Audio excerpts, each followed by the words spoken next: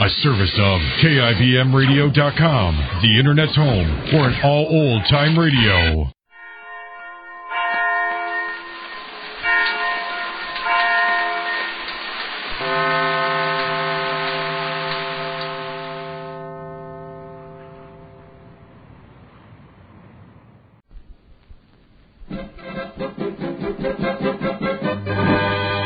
Jerry of the Circus.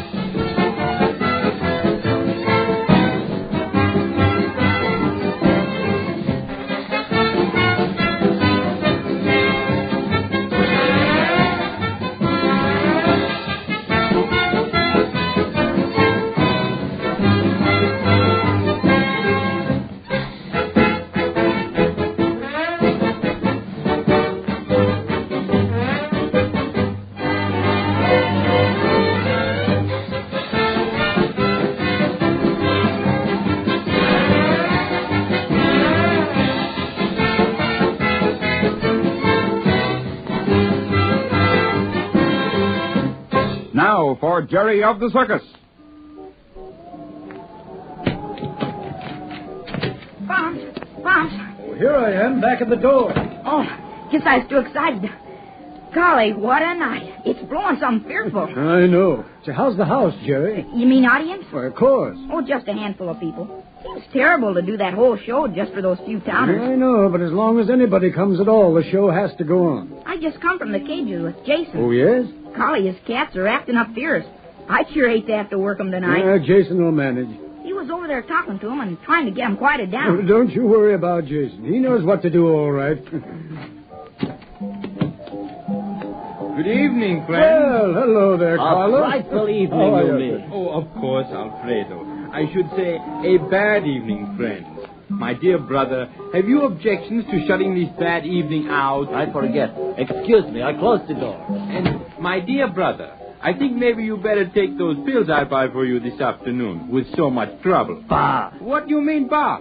I buy nice little pills to fix your silly stomach, and you say bah. Are you sick, Alfredo? Of course not. You see, he does not want to worry such good friends. Bah! So, you still say bah? Jerry, you bring some water. We take care of this big brother of mine. Sure. Oh, but these are Hill's pills, Carlos. Yes, why not? I thought those pills were for seasickness. Here's your water. Of course, seasickness. Fooey! Ah, you see, it is bad now. He is to the fooey stage. We must treat him carefully. Carlos, you are a clown. What's it all about? Ah, Bumps, it is very sad. You hear how the wind roars? Yes. And you see how our wire waved back and forth this afternoon? Oh, I see. You think Alfredo will get seasick on the wire tonight. I think. I know. This afternoon, when the wire weaves so bad back and forth, I look at my brother. And his face, it is green. Green? Yes, and then yellow. And then I know for sure it is the seasickness that visits my brother. And so I take a long walk in all this wind to buy him beautiful little pills. And now see how he treats me? Bah, such foolishness. I go now and wait for you in the pad room with sensible folks. But Alfredo, how you know with your brains who is sensible folks and who is... Bah! See, you Bentinis are crazy. I never know whether to take what you say seriously or not. That is because you are young. The poor little neglected pills. Did I take them? Hey, what are you taking those pills for? Well, I buy them for to use. Now somebody must use them. But if you don't need them, why, they might hurt you. Oh, they can't hurt him. But I must say you carry your jokes pretty far.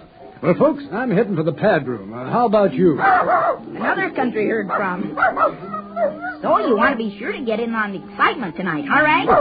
Yeah, of course. He started working again, so naturally he's excited. Ready, Carlos? I come soon. All right. We'll see you over there, then. Hey, Rags, not so fast. Did you see him shoot through that door? Golly, this is a night. Yeah, it's one of the worst winds I've ever been in. Hey, listen to that canvas. It's a hard night on the animals. What's the matter, Rags? Thought you'd better get close to me, huh? Sure you had. The idea of racing off the way you did. Even Rags is nervous, and he's almost human. I'll say he is. Hey, there's Jason. He's around early. Yeah, oh, Jason. Jason. Hello there. Well, Bumps, it's you. And Jerry. Well, everything in order? Well, things are under control, at least for the moment. Oh, Jerry, Yeah? I think as soon as the show starts, you'd better get over to the horse tent and... Golly. Look what happened this afternoon when I went over there. Well, what do you mean? Well, I missed that chance to go on for Mr. Bradley. Golly, and... Well, gee, I've been waiting for... Oh, I don't know how long for a chance to go on for Mr. Bradley. And then the one time Mr. Randall needed me, they couldn't find me. Oh, it was a shame. Well, they cut the whole turn out. Bradley sick again? Oh, no, he's all right. Yeah, but you said that... You know, it's a funny thing. I can't figure it out. Johnny did his turn, you know, the one with the duck, and then suddenly Randall decided he shouldn't go on for the Shakespearean act, and they tried to get Jerry. Well, that doesn't make sense. After all, Johnny's marvelous in that Shakespearean act. I know most of the lines. Oh, I know, son. You're very good, too, but that's... Well, it's just Johnny's specialty. What'd they do this afternoon when they couldn't find Jerry? Well, that's the funniest part of the whole business, Jason. They simply let the act ride. You mean they didn't do it? Yeah, that's it. And Randall's such a stickler for giving the public everything he's promised them. Yeah, he even let Patsy go on when the ropes and trapezes and things are so bad. I can't make it out. Must be something behind all this. I'll say so. Hey, here we stand talking in all this wind, and the show's ready to go. Yeah, come on here, Rags. We better take our places. Well, I suppose I'd better go over and see Whitey. Yeah, I really think you should, Jerry. And then if you find he can get along all right, come on back and hang around the pad room or the backyard. Yeah, I'd sure like to see your act tonight. Yeah, why? Well, I don't know. All this wind and... I'm kind of worried. Now listen, Jerry, don't you worry about me. I've handled my cats in bad weather before, so there's no danger. You sure? Of course I am. Gee, I'm sure glad. I was kind of worried. Well, now I got work to do. See you later, Jerry. Okay, so long. So long.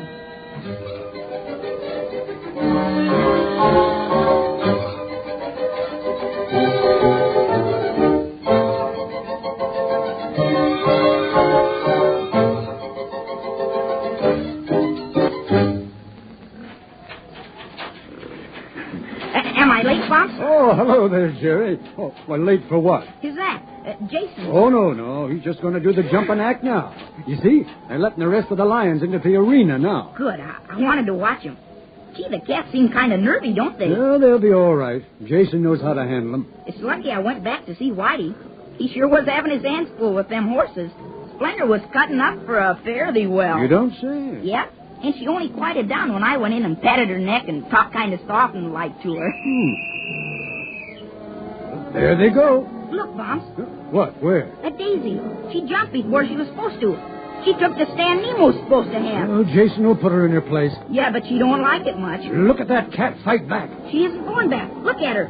She lunged right at Jason. That's all right. He had his chair in front of him. But, hey, she's got him in a corner. That's get her. Whew, yeah. Must have been close enough to scorch Daisy's fur. Yeah, he's got her under control now. You see how he backs her up? Yeah, she's going right up to her own stand again. Golly, Bumps, Jason is sure great. There now, he's ready to start again.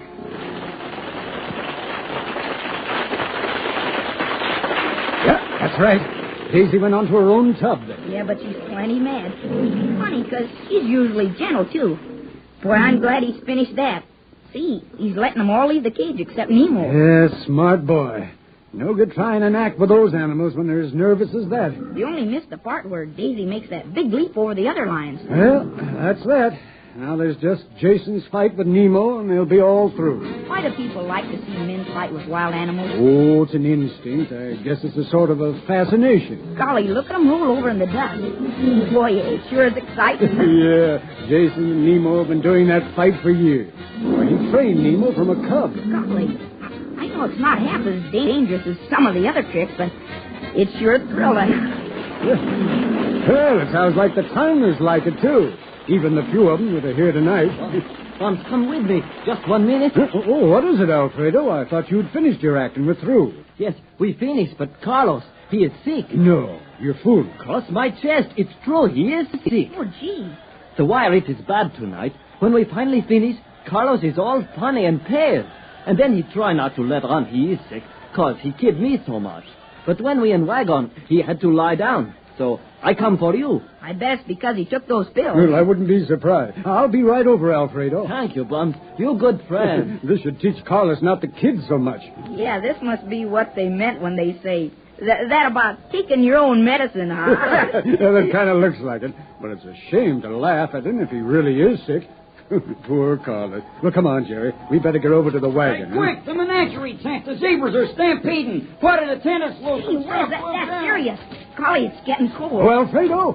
Alfredo! I'll be over there soon. There's trouble in the animal tent. And after I help him, I'll come to the wagon. Thank you, Bums. We'll be there. Come on, Jerry. Kelly will probably need all the hands he can possibly get. Say, it is cold. Look, the side of that tent. It's blowing right up. Oh, what a gale. No wonder the zebras are causing trouble. Oh, poor Kelly. Well, come on, Jerry.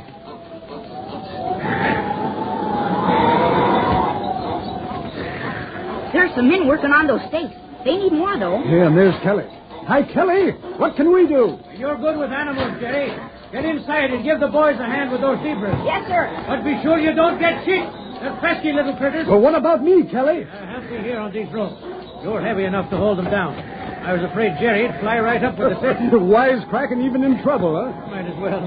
Hey, Kelly, why not get the elephants? I thought you were inside helping Yeah, I with... know, but, well, why not get the elephants to help pull those ropes down? Golly, there aren't enough men. And... Hey, looks like the boy is right, Kelly. I'll say he is.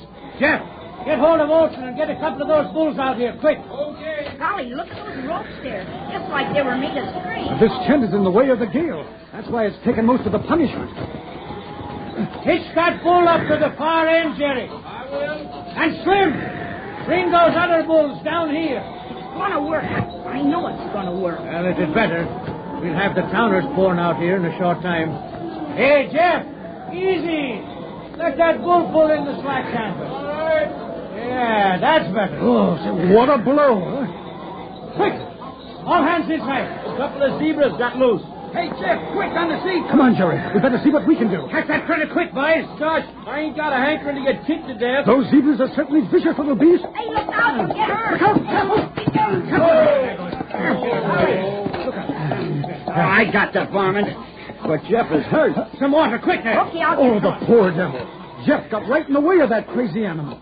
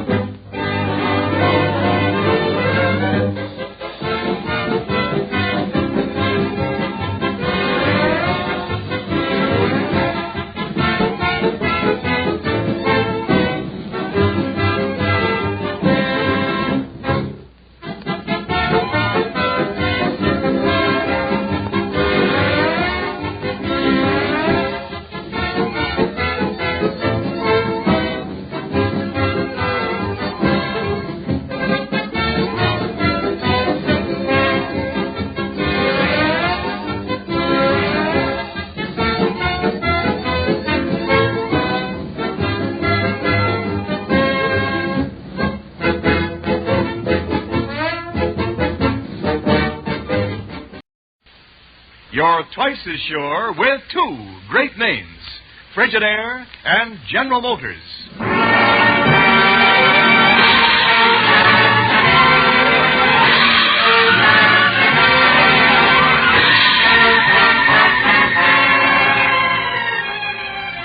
Frigidaire brings you Hollywood Star Time at this new hour. Today we present Murder, My Sweet, starring Dick Powell and Mary Astor with Mike Mazurki.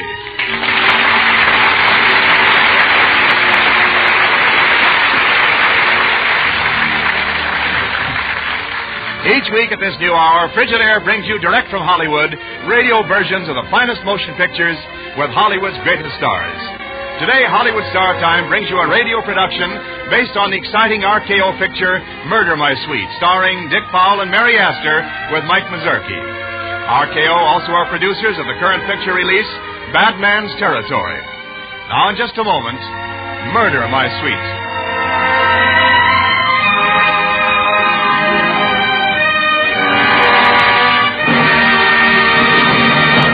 You're twice as sure with two great names, Frigidaire and General Motors. Frigidaire, the greatest name in refrigeration, is made only by General Motors. And it is this association of experience with experience, of skill with skill, that makes Frigidaire America's favorite refrigerator today.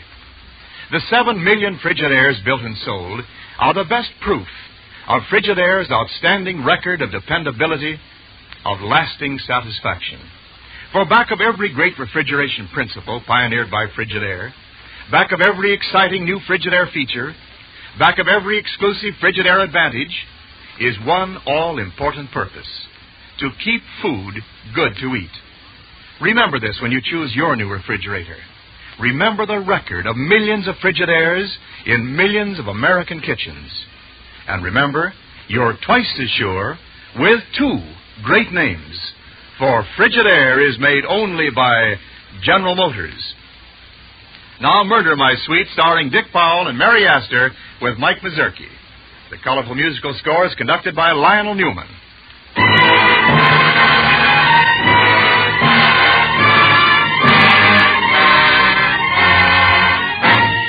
Now, let's see. Even a nightmare's got to make some sense. Yes, let's see. Well, there was that first night at the office. I was getting ready to close up shop for the night when all of a sudden he was standing there. It. The Thing. About 7 feet tall and broad in proportion and dressed to kill. His eyes were flat and dull. His body was all brute power. This was brute, almost brainless power. This was danger. Hey you. What brings you here, big one? You're a private eye, huh? You're a private detective, huh?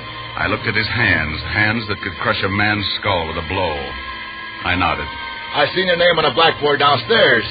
I come up to see you. Yeah? What's on your mind? I like you to look for somebody. Well, I'm closed up, pal. Come around tomorrow, we'll talk about it. I looked for her where she used to work, but I've been out of touch. Okay, pal, tomorrow. I like to show you where she worked. Look, man, Mountain, I just told you I'm all... I'd like you to look for her tonight. Look for who? Velma. I'd like to show you where she worked. At Florian's place 8 years ago. You come on. I pay you good. Look. Money. See? Money? Oh, yeah, I remember money. It used to be fun. All right, come on. Show me this Florian's place where Velma used to work.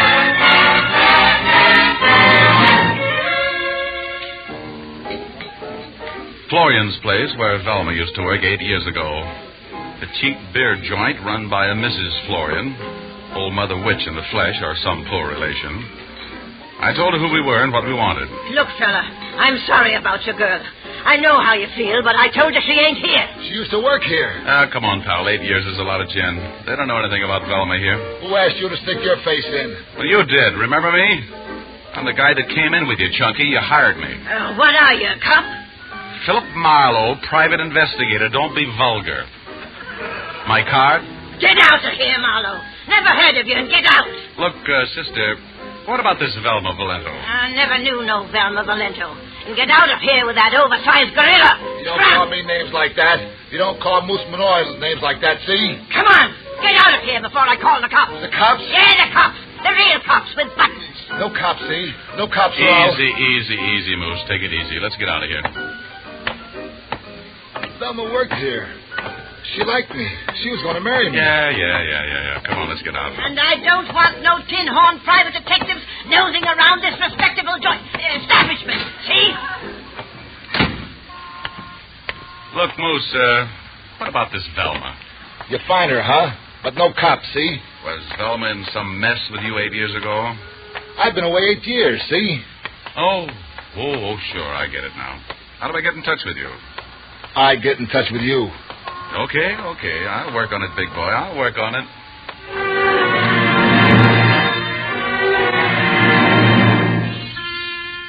But in the morning, I forgot about that king-size ape man and old Mother Witch, Mrs. Florian. I had a different kind of a client. His name was Lindsay Marriott, and he was prettier than a summer sunrise. But he looked like money, so I listened to him. Your job is quite simple, Mr. Marlowe. I'm meeting a man in a canyon near Malibu shortly after midnight. I'm paying him some money. Blackmail? Not at all. Some jewels were stolen from a lady friend of mine in a holdup. I'm meeting the thieves and buying the jewels back. It's that simple. It's that illegal, too, Marriott. But for a $100 fee to be your bodyguard, sure, I'll tag along. Just for the ride.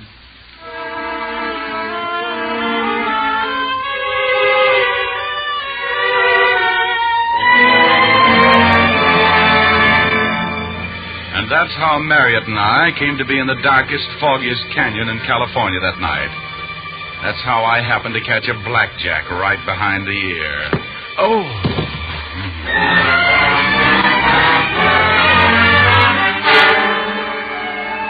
What's the matter? Are you all right? What's the matter? Are you all right? What's the matter? Are you all right? Huh? Who are you? Oh! I thought... Oh. Hey, you. Whoever you are, come back. I got up, staggered to Marriott's car. I looked in. Marriott was dead. No one but an amateur would have slugged a man with a blackjack as often as Marriott had been hit. Oh, I felt like a doctor who'd lost his patient. I went to the police, told them what little I knew, and went back to my office the next morning. But I hadn't heard the last of Mr. Lindsay Marriott, the late lamented.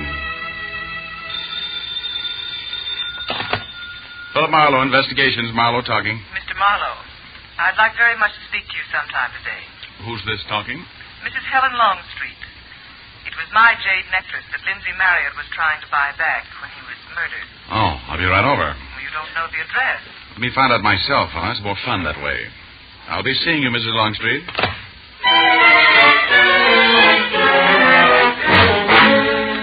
Offhand, Mrs. Longstreet, how much would you say the jade necklace was worth at the prevailing market? Oh, $100,000. Do you suppose we should bother with it?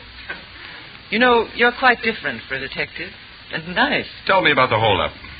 I'd been out dancing with Marriott. He was bringing me home when a car on Santa Monica Boulevard forced us to the curb.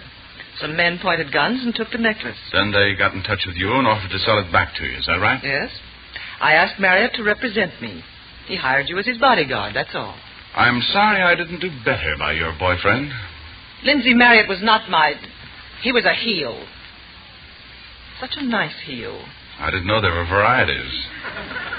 I called to ask you if you will continue in your efforts to help me get my jade back. Is this for love or is it for money? Well, you might buy me a drink somewhere and we talk things over. Philip, isn't it? Yeah, that's right. Of the Hoboken Marlowes. Okay, when do you want to see me? Shall we make it soon? Look me up any time. I'm in the book. Don't think it hasn't been captivating, Mrs. Longstreet. Oh, are you going? Well, thank you so much for coming over, Philip. And I had a nice time at your party. You're hired, of course, at whatever price. Well, thanks. I hope you get value for your money. I will. Marriott didn't. Hey, you. Stop running. All right. Don't let her hear you in there. Who are you? Oh, your voice, please. Who are you and why were you listening outside this door here? Let go of my wrist. What's your name? Anne Gale. I'm confidential secretary to Mr. and Mrs. Longstreet. Why were you just eavesdropping on us? I can't talk to you here. Can you meet me at the 5 Ravens Club at 9 tonight?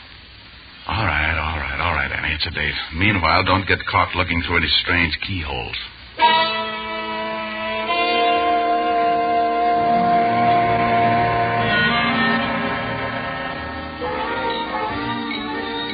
Yes, sir. How many, please? 2. I'm waiting for a lady. 2 in a far corner, see? Yes, sir. Thank you, sir. I'll call you when your table's ready. Yeah. Hey, you Marlowe. Moose, what are you doing here? You come with me, huh? Listen, let go of my arm. I got a date. Ditch the babe. Look, I'm a big boy now. I blow my own nose and everything. Now stop following me or I'll get mad. Ditch the babe. I'd like you to come with me. Take it easy on that arm, Bone Crusher. Another 10 seconds and gangrene will set in. I'd like you to come with me, see? Okay. Come on. Oh, just wait till I get to be your size. You'll be sorry.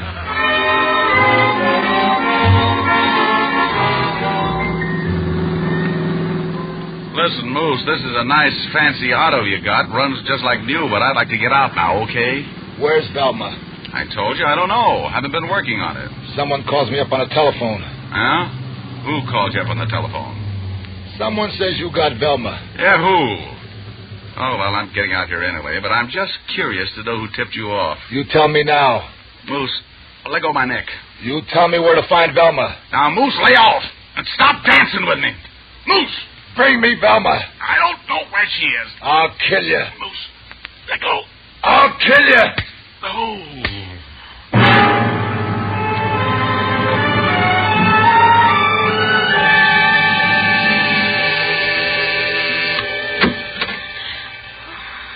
Mr. Marlowe.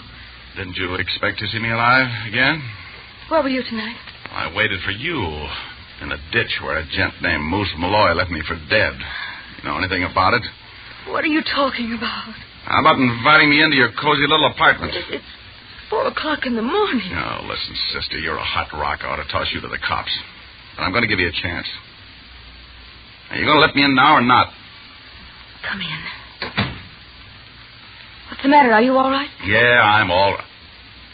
Hey, say that again. What? What's the matter? Are you all right? Now I remember you. You were out in the canyon the night Lindsay Marriott was murdered, weren't you? I didn't kill Marriott. Just answer my question. Yes, I was out there. Why? Well, I'd overheard Mr. and Mrs. Longstreet talking about something going on out there involving Marriott. I went there, too, because I didn't want anything to happen. Like the old boy killing Marriott for playing around with his beautiful young wife, the fair Helen? Yes.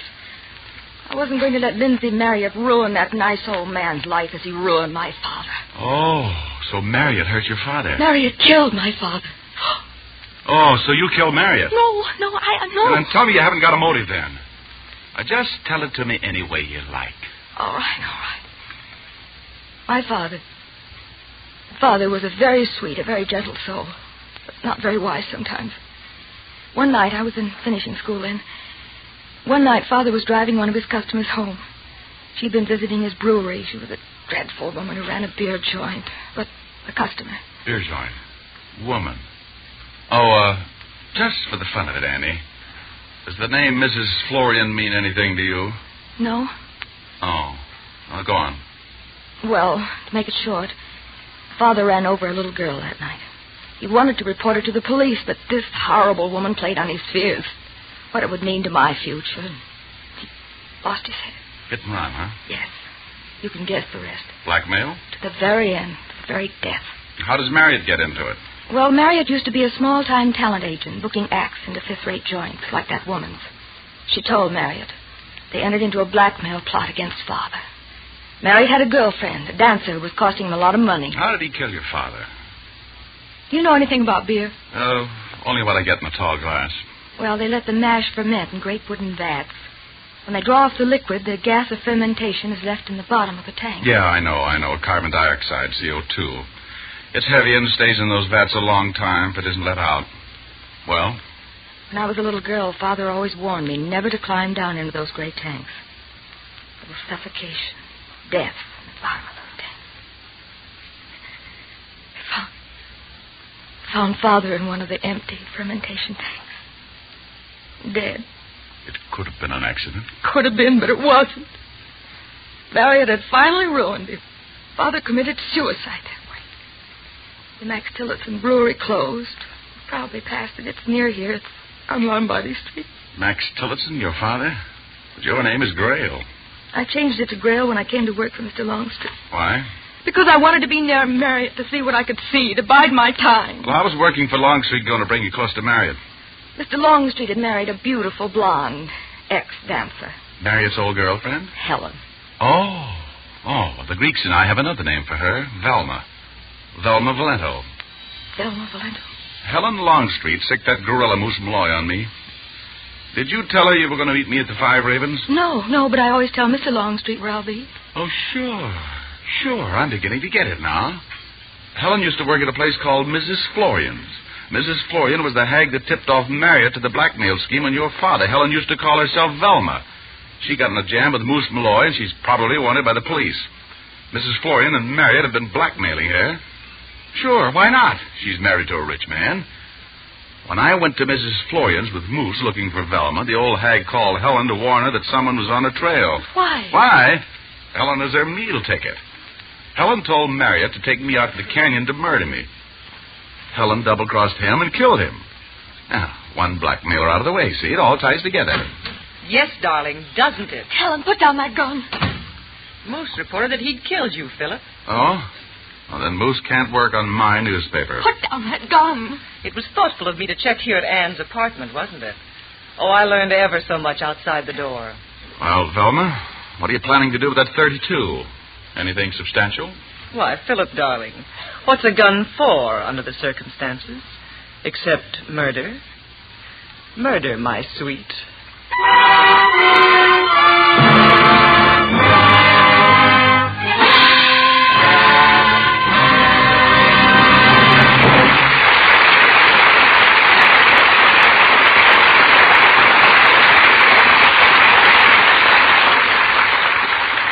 In just a few moments, Frigidaire will bring you the second act of Murder, My Sweet, starring Dick Powell and Mary Astor with Mike Mazurki. Frigidaire, one of America's great household names, pioneered many of the great refrigeration developments that add so much to American living today. There is no more important example than the meter miser, Frigidaire's famous cold-making mechanism. Consider its name, meter miser. Stingy with current, a miser on operating cost, producing oceans of cold on a mere trickle of current. When Frigidaire engineers set out to design a mechanism, they wanted one that would do away with complicated parts and the trouble they cause. They set out to develop a mechanism that would do away with oiling and fans and belts and pulleys. And they succeeded. They made the meter miser so dependable that it can be sealed for life, sealed in a bath of oil. So economical that it uses no more current than an ordinary light bulb. That's how the meter miser earned its name.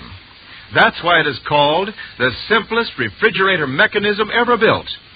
So when you choose your new refrigerator, remember only Frigidaire has the meter miser. And remember, you're twice as sure with two great names. For Frigidaire is made only by General Motors.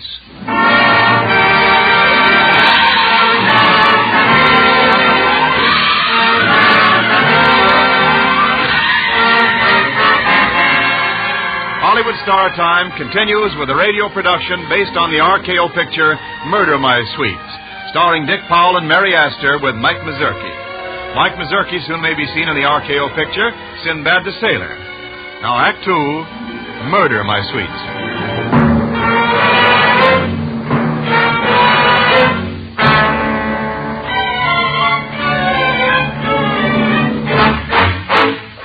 Helen Longstreet, alias Velma Valento, was holding a .32 gun on us.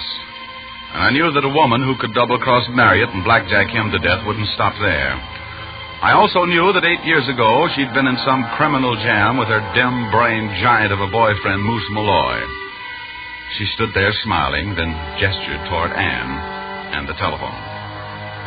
Anne, darling, be an angel and call a number for me. Greenbrier 3344. No. Calling Moose Malloy, are you? Will you dial the number, Anne? Go ahead, do it, Anne. I want to see what happens.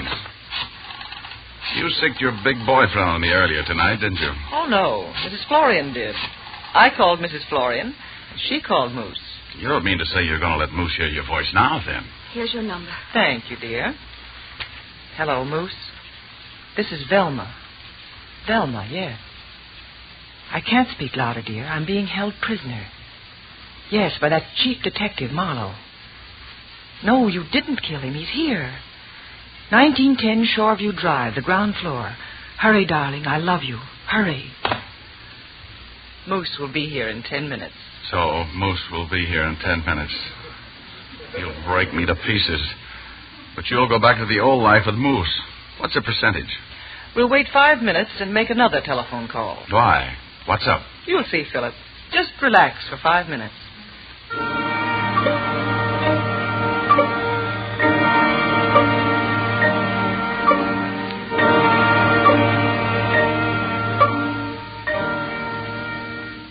The 5 minutes are up. Call the police, Anne. I won't. I don't know what deviltry you're up to now, but I won't help you with it anymore. Call the police, Anne. Go ahead, Anne. I like to watch Helen work. Give me the police department, please. Watch some real technique, Philip, my sweet. Here's the phone. Thank you. Hello, police! Quick, something terrible is happening here. I think I catch on. 2 men are fighting here over some woman. They're killing each other. 1910 Shore Drive. Hurry, hurry! Oh! I think I follow you. Of course you do, darling. Moose comes in, breaks you in two. Then the police come in and arrest Moose for the murder of Philip Marlowe. Neat? Neat. Now, Philip, if you'll put your hands up and clasp them behind your head, I'll relieve you of the gun in your shoulder holster. Thank you, dear. Well, Ma. Moose. Oh, I'm so glad you came. Well, Ma. You look just like you used to look 8 years ago. Only more fancy. Gee. He was keeping me prisoner, Moose. He wouldn't let me get to you. Him, huh? I don't like that, see? Moose, it isn't true. Now, look here, chum. Velma's playing you for a sucker. Don't believe him, Moose. He's clever. He's smart. I gave you money to find Velma. That's right, but all the time You cheated me, huh? Listen, Jumbo, get this. Velma is married. He's a liar. You're a liar, see? Velma says you're a liar. You're a liar. Get him, Moose. Get him. I'm going to hurt you. Moose, keep away. I'm going to hurt you. Stop, save yourself. It's the only way. Run for it. Run. I'll see you later, Annie. Stop him, Moose. The window. The window. What? Go get him, Moose. Go get him. Yeah. I'll get him. I'll hurt him.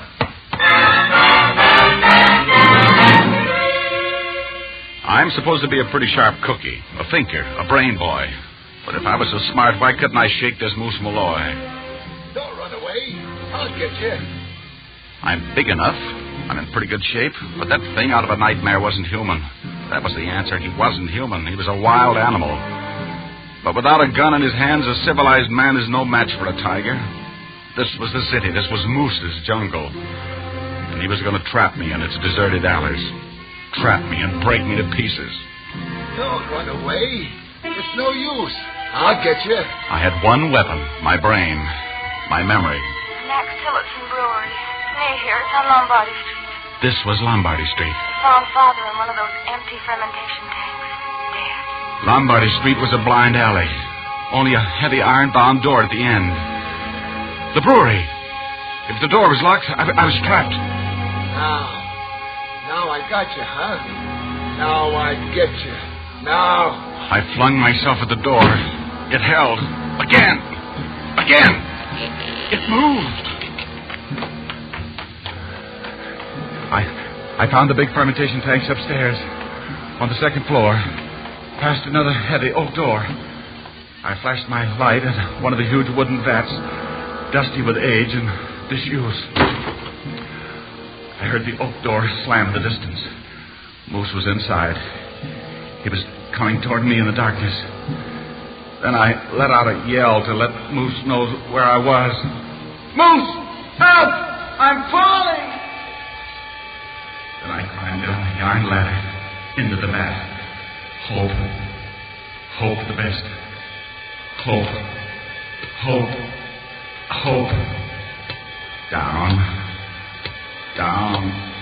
Down into the big tank.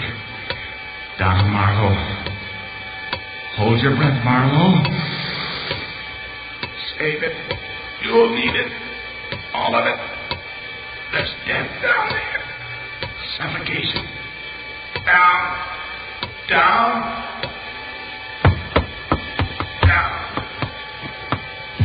Lie down, Marlowe. bottom of the floor. Easy. Save your breath. Save it. Hey, you down there. I got you now, huh? Here he comes. He's coming now. It's getting tough. Tough. Hold your breath, Marlowe. Hold it. Hold it. Got you now, huh? Break it easy, huh? Like to see you run away now, huh? Huh? Huh? You get up, you chief detective. Get up. Get up. I can't. I'm choking. It's funny, I can't breathe. I can't breathe.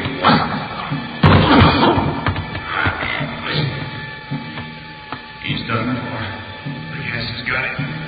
Now get out of here, Mom. Get up on that floor, boy. The ladder. The ladder. Climb. Climb up. Up. Up. Step up. I can't stand it anymore. Air. Oh, I can breathe. Air. Air.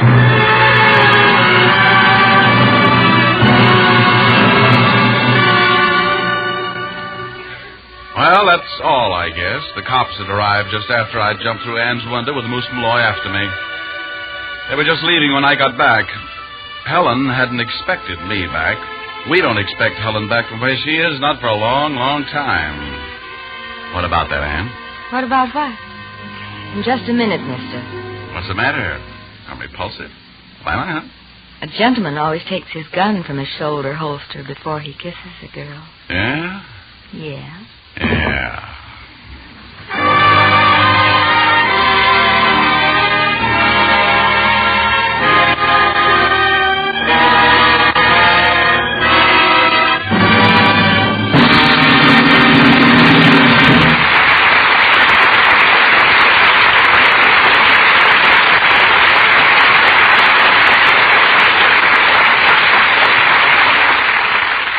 Thank you, Dick Powell, Mary Astor, and Mike Bezerky for your splendid performances on this Frigidaire program today. Dick Powell will be back in just a moment. Also, may we express our appreciation to the other members of the cast, Lorene Tuttle, Martha Wentworth, and Jimmy Eagles. Due to conflicting commitments, Joan Bennett was unable to appear as previously announced. This radio adaptation of Murder My Sweet came to you direct from Hollywood and was written by Milton Geiger with music supervised by Lionel Newman. The entire production was under the direction of Robert L. Redd. Mary Astor appeared through the courtesy of MGM, producers of Two Sisters from Boston. Dick Powell appeared through the courtesy of his regular sponsor, F.W. Fitch, and currently may be seen in the RKO production, Cornered. Hollywood Star Time is presented each week with the best wishes of your Frigidaire dealer, who invite you to come in and learn about the famous line of Frigidaire home appliances, electric refrigerators, electric ranges, electric water heaters, home freezers, and a wide variety of refrigerating and air conditioning equipment for homes, farms, stores, offices, and factories.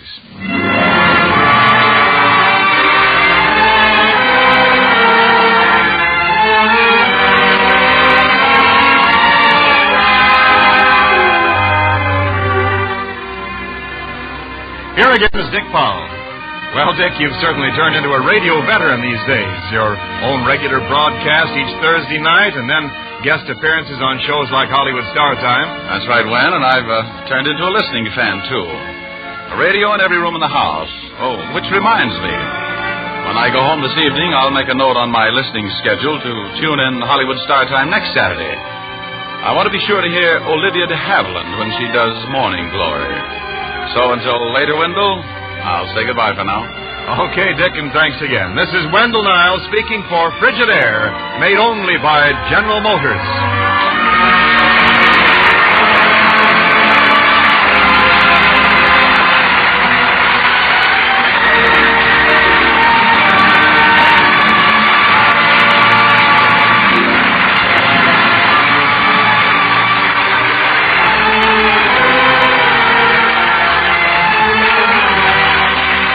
This is CBS, the Columbia Broadcasting System.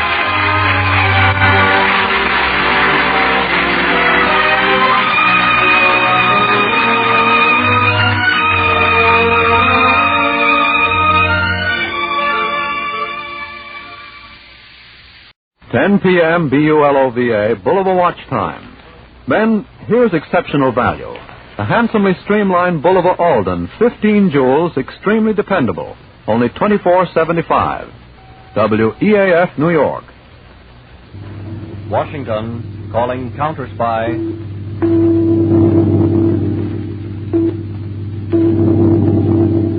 Washington, calling Counterspy.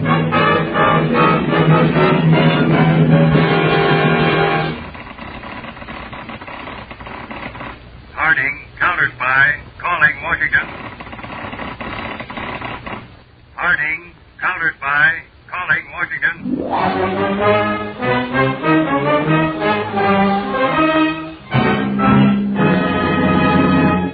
The Blue Network presents Phillips H. Lord, Counterspy.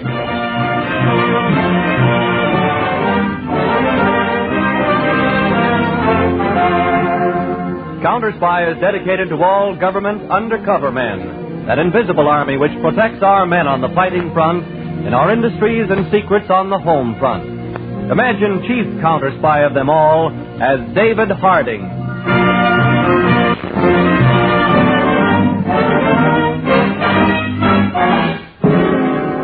One of the methods enemy spies have been using recently to enter the country is to try and fly over our borders at night and drop by parachute in some wild section of a border state. In old Mexico, way back in the sandy hills, is a ranch on which is a modern airplane. The ranch is about 90 miles south of Juarez and is well hidden in the hills. Tonight, a Gestapo agent has arrived at the Mexican ranch from where he'll be flown over the border and dropped into Texas. The airplane has been pushed out and is about to take off from the ranch.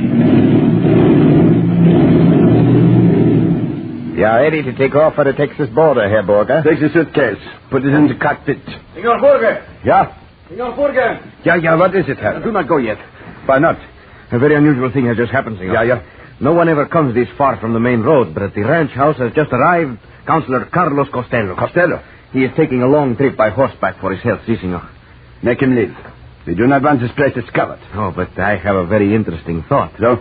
Suppose I tell him you are wealthy Americans down here with your plane. You are going to take a little ride under the moon in the sky. I invite him to go with you. Yeah? When you cross the border, you will fly very low. It will be very unfortunate that his feet and hands will be tied very tight. The door of the airplane will open. He will fall out. He will be killed. You will find him with his hands and feet tied and dead on American soil. Aha.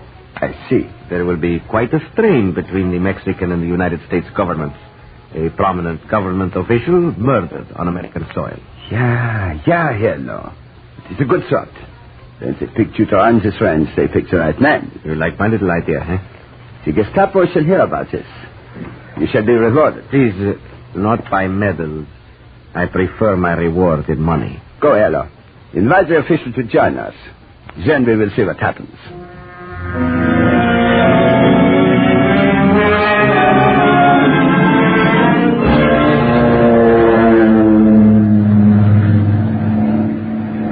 We are so glad you could take this little flight with us, Counselor. Ah, so beautiful. I was never in an airplane at night. With the moon. It is so romantic. You are aware, Counselor, we have crossed the border between Mexico and the United States?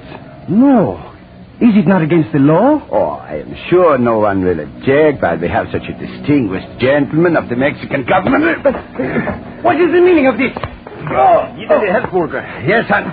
Tie his feet while I tie his hands. Jawohl. Who are you? The Gestapo, if you would like to know. Right now. Why are you kidnapping me? They are going to open the door of the plane, and you are going to fall out. No, you cannot. You will be found on American soil, and a very delicate international situation should result. You are a fool. All my bones will be broken. They will know I was thrown from an airplane. The Gestapo is not so stupid. We will fly very low, so you will not be killed. But your body will not be mangled either. Drop as low as you can. Learn Mexico like the United States will belong to Germany. And you will be glad that you are dead. You beat! Laugh! Now, Counselor, I shall open the door, and we will make ready for your big experiment. Dios omnipotente, guardadme, libradme de estos hombres. What are you doing? Praying? You fool! I cannot fight. I'm tired. Therefore, I must pray. Pray? To whom? Fool! Superstitious! Jesus Santissimo, guardad mi alma. En ti es mi salvación. I will not hear such dribble. There are no enough hands. Here, while you have a crayon in your hands, give me that. Leave, senor. Give me a chance to leave. Now I shall push you through the door. Scream. Holla, go on. He falls. So, here's it. Put the plane back on the course.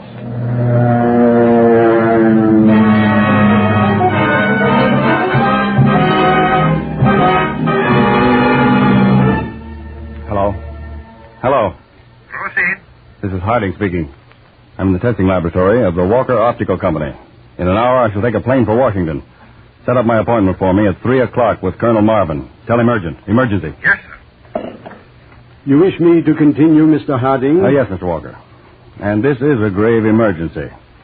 Now, those light bulbs you have lined up over there, are they lit now? Yes. But naturally, as they are high-frequency lights, you cannot see them with your naked eye. Oh, I see. You cannot see the light, Mr. Harding, unless you are wearing this green hypie lens in your glasses. This is a 5-tray-1. Oh. Now, look through it. All right. Yes. Yes, I can see the left light's burning, but I can't tell whether the one on the right is burning or not. Well, you would need another specially colored lens to see that one. Oh. In other words, Mr. Harding, these high-frequency lights can be burning, but you cannot see them unless you are wearing specially prepared lenses. Well, Mr. Walker, as I explained to you, this is a case of great emergency. It involves an international incident with Mexico. I see. How soon could you make me 12 pairs of each of these two different lenses? Well, I believe by 8 in the morning, Mr. Harding. Good. I'll have a Navy plane waiting off Pier 3 and a government car here to deliver them to the plane at 8 sharp in the morning. Right now, I'm going to fly to Washington.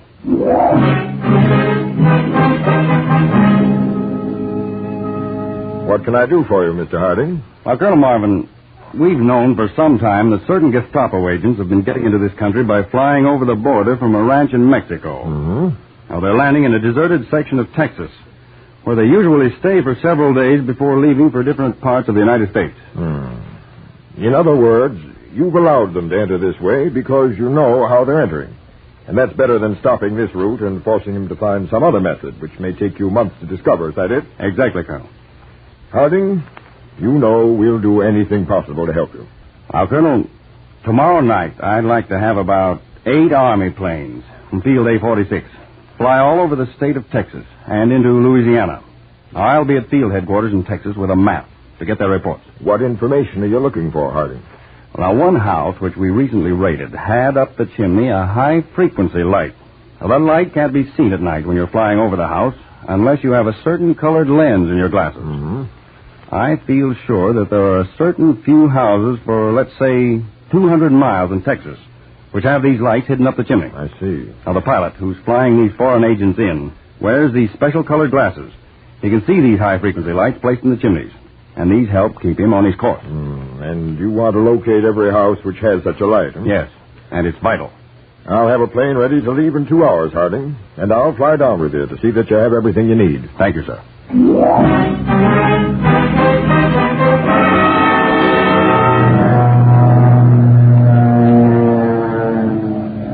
Now, Colonel, if we can have the houses which have these invisible lights spotted from the air, we'll know the exact route the plane's flying, which brings in these spies, right to the ranch where they land and stay for a few days. When that time comes, we'll be able to make a mass raid. I see, yes. But, Harding, what are we doing about that prominent Mexican official found tied and murdered on American soil? Now, that's a very embarrassing situation. Well, Colonel, there's something about that murder that I can't tell as yet. I want to check certain additional facts before I speak. All right, Harding.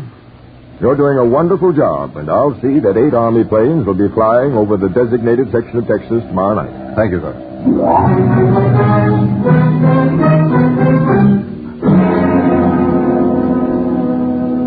Just look at this chart, Mr. Harding. That last report mentioned this house. Southwest, square 411. Let me have that other chart, Kelly. Yes, sir. Yes, notice how this route's beginning to shape up. 42P calling. 42P calling 4X. Come in. I'm flying over Sandville. Check your chart. Chart square TS4. Chart square TS4. Here's the square he's talking about, Kelly, this square. Northeast beam. Intersection. Main highway. 2 miles from corner. Can you locate on your chart? Yes. This house right here. 42P. We have located it. 42P signing off. I've got that marked. Your signal light's on, Kelly, the upper frequency. Yes, sir. 42R, calling. 42R, calling. Come in, 42R. Come in, 42R. Chart square, 6, CS6. Northeast corner, intersection, military highway. House in fork of road. I've got that one, too. It's right here. Cross-check with field light. Southeast, due west. That's all. 42R signing off. Kelly, these houses being spotted are on a perfectly straight line from the border right to the ranch we've been suspecting. Now, tomorrow night, we'll fly this route, check all of the houses we're marking, and go right to their landing field. Now, bring a short wave set along with you in your suitcase.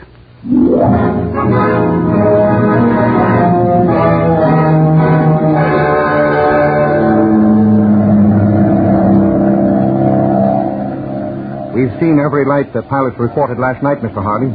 As we should spot that ranch and their landing field most any minute. Yes, sir. Kelly, I'm going to tell you something that nobody else knows. It sounds plenty serious, Mr. Harding. You know that high Mexican official found murdered on American soil? Yes, sir. Well, he was murdered by members of this spy ring we're after right now. You mean they got him in Mexico, flew him over the border, and dropped him from a plane? Yes. But that isn't all. It wasn't the body of a high Mexican official. But his papers. He was identified. I did the identifying. Oh. And who was it? It was one of our own counterspies, Kelly. Tato Zales. Tato? Yes. I was working with the Mexican authorities. We suspected this Mexican ranch, so the Mexican consular was taken into our confidence. He went into hiding for a few days. And Tato, posing as a consular, visited the ranch. But he was evidently surprised by them and dropped out of a plane. Good Lord. But how do you know he was dropped from a plane, Mr. Hart? The old trick.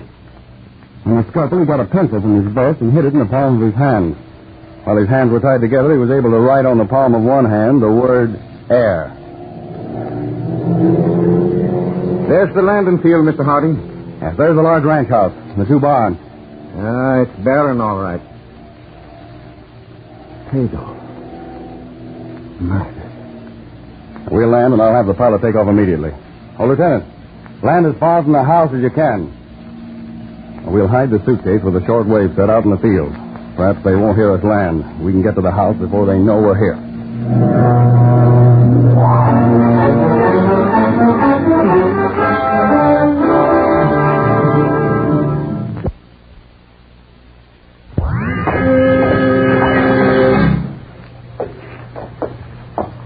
What do you want? Who are you? BR2.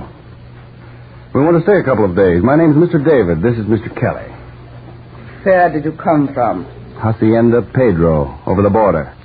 We've been traveling a long time. We want to rest a day and then go on. Yes. I have a room for you. You can have food here, too. Yeah. Are you empty now, or do you have any more guests? We have an Italian and a Japanese.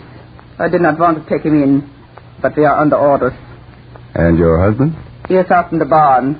We will meet him when he comes in. Is the Japanese of the Black Dragons? Yes. And the Italian of the Ovra? Yes. Heil Hitler. Heil Hitler. Now, I ask, for one must be most careful in our work, do you expect any more guests tonight? Not for several days. You wish to go up to your room now? Just to clean up. Then I think I'll take a walk around and get a look at things. After you have washed, you will find my husband in the barn. You will again identify yourself to him.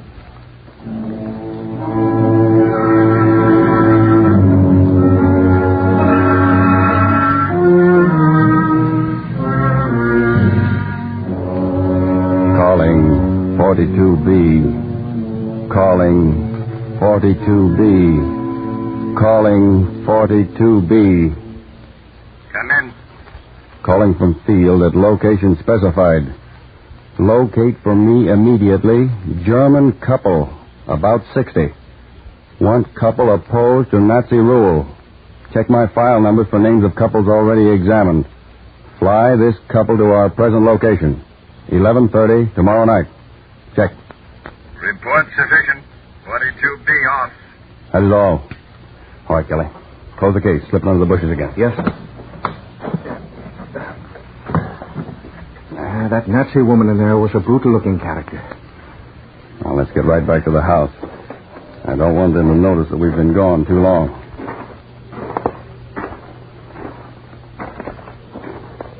What did you think of her husband? I'll answer that a little later. If I'm not mistaken, I've got a complete report on him in Washington. A fanatic, isn't he? Aren't they all? Would they be Nazis if they weren't? Well, if you weren't in on the inside of things, though, you could stop at the ranch and not guess anything was wrong. Oh, yes, they're clever. What was that? Quick, get back to the house.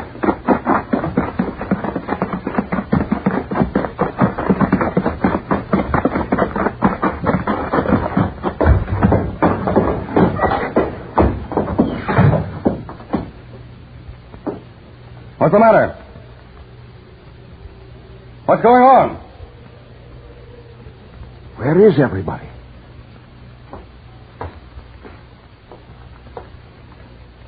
I heard footsteps upstairs. Let's get up there.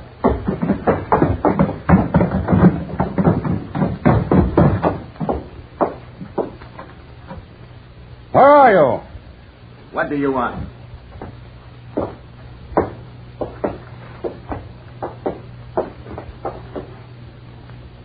Oh. I was in my room at the other end of the house. I heard a scream from this room. I come running. This Italian and I got here just at the same time. I was at the other end of the house, in my room. You'd better fix your collar. Looks like someone had grabbed it and torn the button off. Here comes my husband. He will be very angry. Where were you, may I ask, when this happened? And the other gentleman? We were walking toward the house. We heard the scream. We ran in here as quickly as possible. Very pleasant alibi. What has happened? Why did one of you scream like that? Why are you all standing there looking at... Oh, I see. He was evidently stabbed in the back while he was sleeping. I'm not angry because the Japanese is killed. I hate them. But he should have been killed somewhere else. Who did it? None of us seems to know. Did you? I was at the other end of the house, in my room. And you? I would not have done it inside the house, you know that. You too? No. Oh, we were outside, walking toward the house. You left me 20 minutes ago. Where have you been since? Why did you not come right back to the house? Because we were all cramped up from traveling. We wanted to stretch our legs, take a little walk. So. There's so many ways it could have been done to leave no telltale. The river out of a plane. Yes, like possibly you would do with a Mexican. Why do you say that? Marlowe told me of it.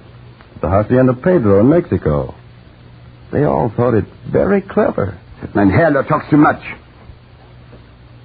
Here. Let me get him up on my shoulder. I will take him out and bury him in the field. Gladly. There. Come with me. We will bury him to leave no traces. I will go with you and hold a lantern. Do you two wish to come? Not interested, thank you.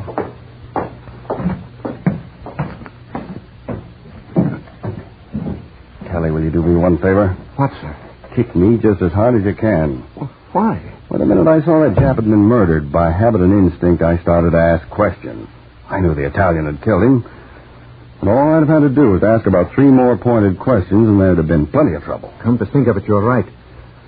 You didn't think the woman killed the Jap spy? I think they were all in on it. It was planned before we got here. But the teaser you put out, Mr. Harding, you got results, didn't you? Yes, he fell for it. He's the one who thought Zullish was the Mexican official and threw him out of the plane. What's our next move? Just sit tight until the army plane arrives at 11:30 tomorrow night.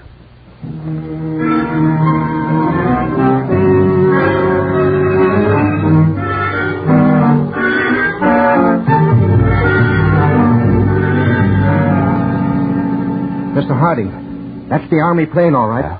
Take these glasses. It's signaling with the invisible light. Just to the right of the moon, see? Yeah, good. Now we've got to work fast while the plane's landing. The German couple and the Italian are in the sitting room. Let's go in. And you will leave? I will be leaving in the morning. I've already American money, which I will supply with. If you two gentlemen don't mind my intruding, and if it's all right with you, madam, I'm going to have to ask you all to get your hands up. No. We both have you covered. You won't have to do much persuading for me to put a bullet right through you. Signor, li prego. Per carità, io sono nemico. Per l'amore di Dio. You whimpering fool. We don't operate like your Gestapo, Burger. We give them a chance according to our laws. Why do you call me Burger? That is not my name. It's the name I have you listed by in Washington. You forget your activities in the Boone before the war broke out. And incidentally, the Mexican government official you threw from the plane wasn't the Mexican consular. I don't know what you're talking about. He was an American counterspy, one of my assistants, posing as a consular. I'll promise you, Burger, you're going to pay for that, and pay plenty. Senor, I'll give you money. I'll tell you all I know. Enough of that. An army plane's just landed outside. Now march out that door to the plane. And keep your hands up.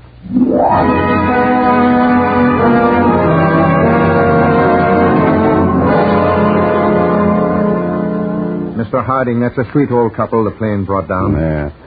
Motherly-looking soul, isn't she? You wouldn't think that this couple who just arrived and the other couple who we took out to the plane were both German. Well, there are some Germans who are not Nazis. Well, I'll let them finish looking around the house, and we'll leave in the army plane with those others we're taking with us. Well, I believe we have seen it all, Mr. Harding. It is quite a place. Now, do you two feel that you can live here and pretend to be Nazis? And run this place for the spies who come over? Yeah, Mama is a great actress when she needs to be. And so is Papa. I will run the house, and he will look after the outside and the little radio station to send you the information. Good. Now, as soon as the spy arrives, we shall want his complete description. Something that he's touched so we can get his fingerprints. Knowledge of where he's going, and any information about what he has in his bag. We shall see you have it all, eh, Papa?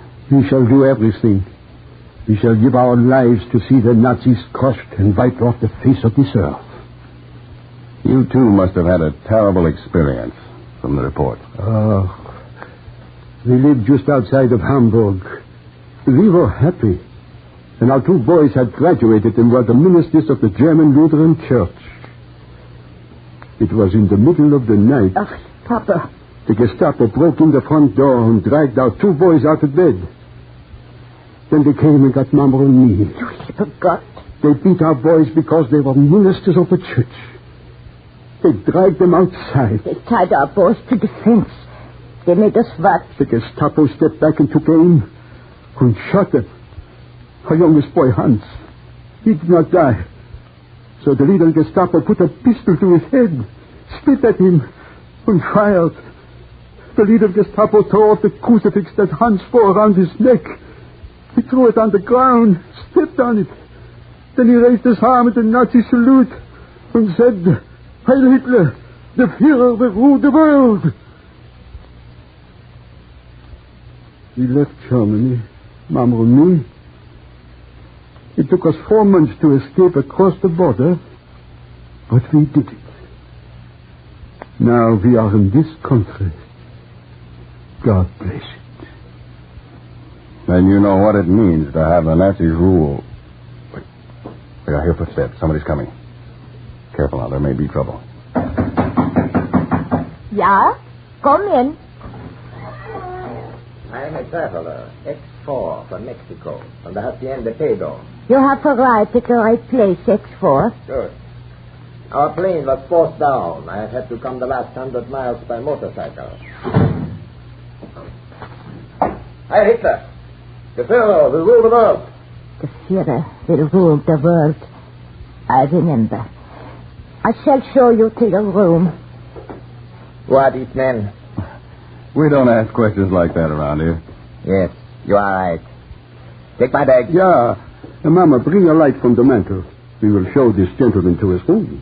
Yeah, Papa? This way, please.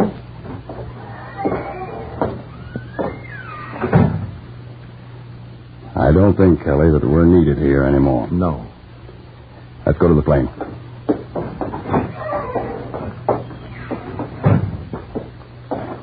Look how bright the stars are tonight, Mr. Hart. Yes, Kelly. Now, they're one of the things in this world that are permanent. Permanent like the faith of Christian people. You know, at the time of the Crusaders, barbarians tried to crush faith from the face of the earth. But the Christians rose up and pushed those hordes right back into the sea. Well, the great Christian army has risen again. And Nazism will be wiped from the face of the earth.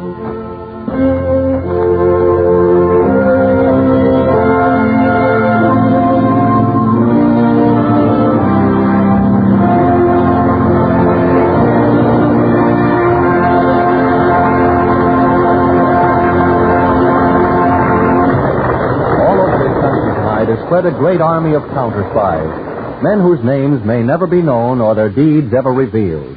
But 24 hours a day, 7 days a week, these counterspies are the guardians of our home front.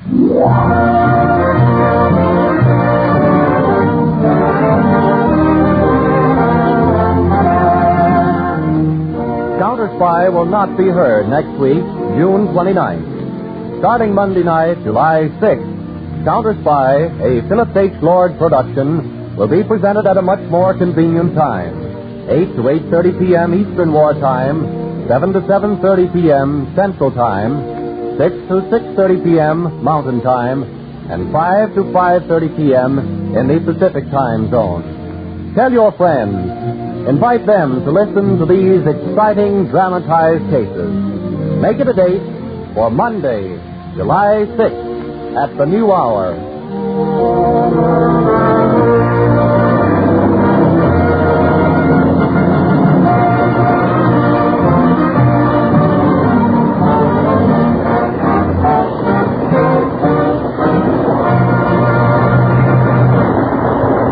The 10% Club, whose membership is composed of all patriotic Americans who are voluntarily putting 10% of their incomes regularly into war bonds and stamps. Here's all you have to do to become a member.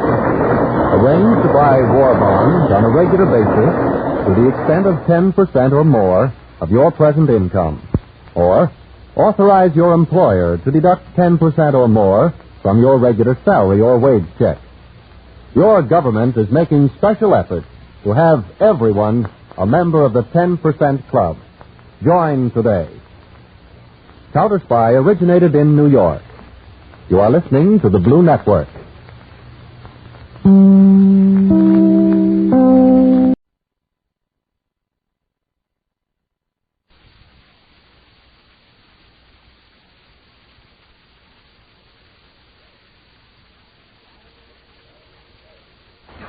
Fine does not pay.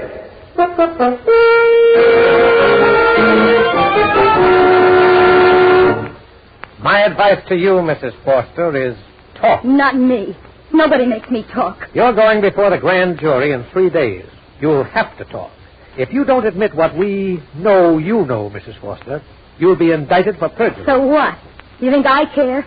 Will you support me? Will your grand jury pass the hat or something? They'd rather look at my legs. They'd pay for that all right if I was still in show business. And get this, you great, big, legal hotshot.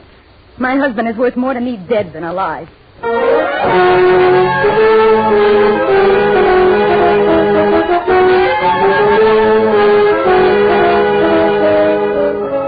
In the interest of good citizenship and law enforcement, we present Crime Does Not Pay, based on a famous Metro Goldwyn Mayer series of short subjects. In just a moment, you will hear Triggerman's Marlowe, starring Nancy Kelly.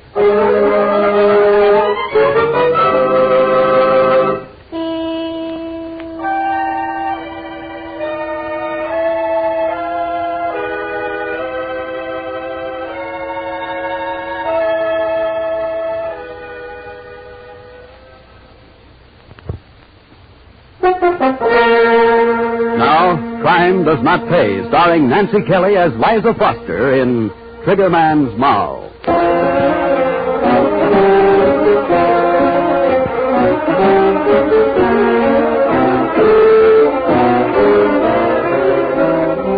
There's a big business in America called simply organized crime. Its tentacles spread into many parts of American life, and when one is cut off, others seem to grow in its place. This is the surface pattern. But beneath the surface, this kind of crime is as complex and highly organized as any huge legitimate corporation. There's a board of directors. There are contact men and salesmen. There are distributors and collectors. And when the collectors fail, there are agencies whose sole duty it is to bring the delinquent account to organized crime's own particular brand of bankruptcy. That's him, Tootsie, that's him. Croker, can't you whisper? Not since I took a slug in my windpipe. You see him? Just passed under that lamppost. Okay, I got him. Beat it. You don't have to tell me, Tootsie. You don't have to tell me. Sorry, Allie, it didn't pay off.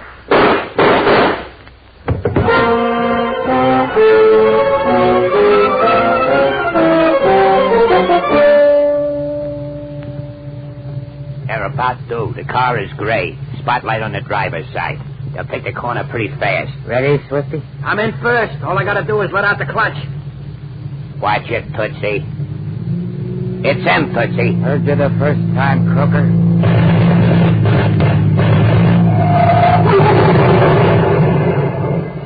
Okay, Swifty.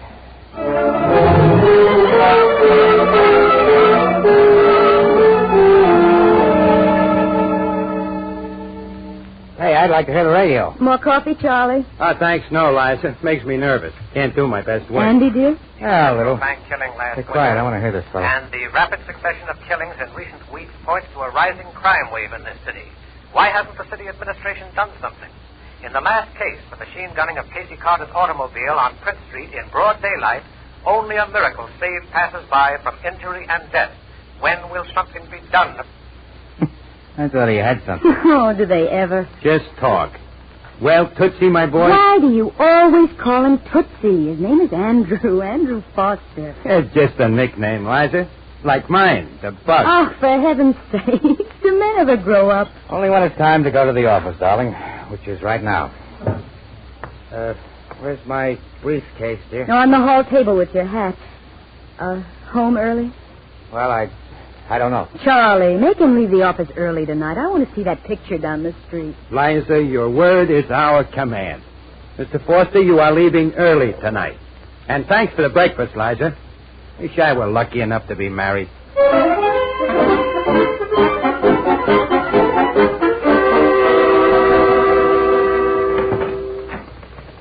Good morning, Mr. Foster. Morning, Daisy. Mr. Morgan. Morning, Daisy.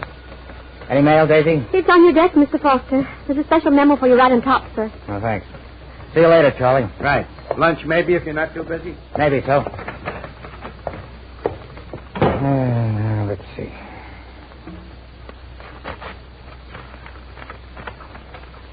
Well. Yes, Mr. Foster? Daisy, did you type this memo I have from Mr. Ennis? Yes, sir. About the matter you're to look into at 419 Oleander Place. Yeah, that's the one. Who's the commission agent on the deal? Mr. It's Croker Thompson, I believe, sir. Thank you, Daisy. Oh, Daisy, if my wife calls while I'm out, tell her I expect to be finished early so she can look for me around 4:30 this afternoon.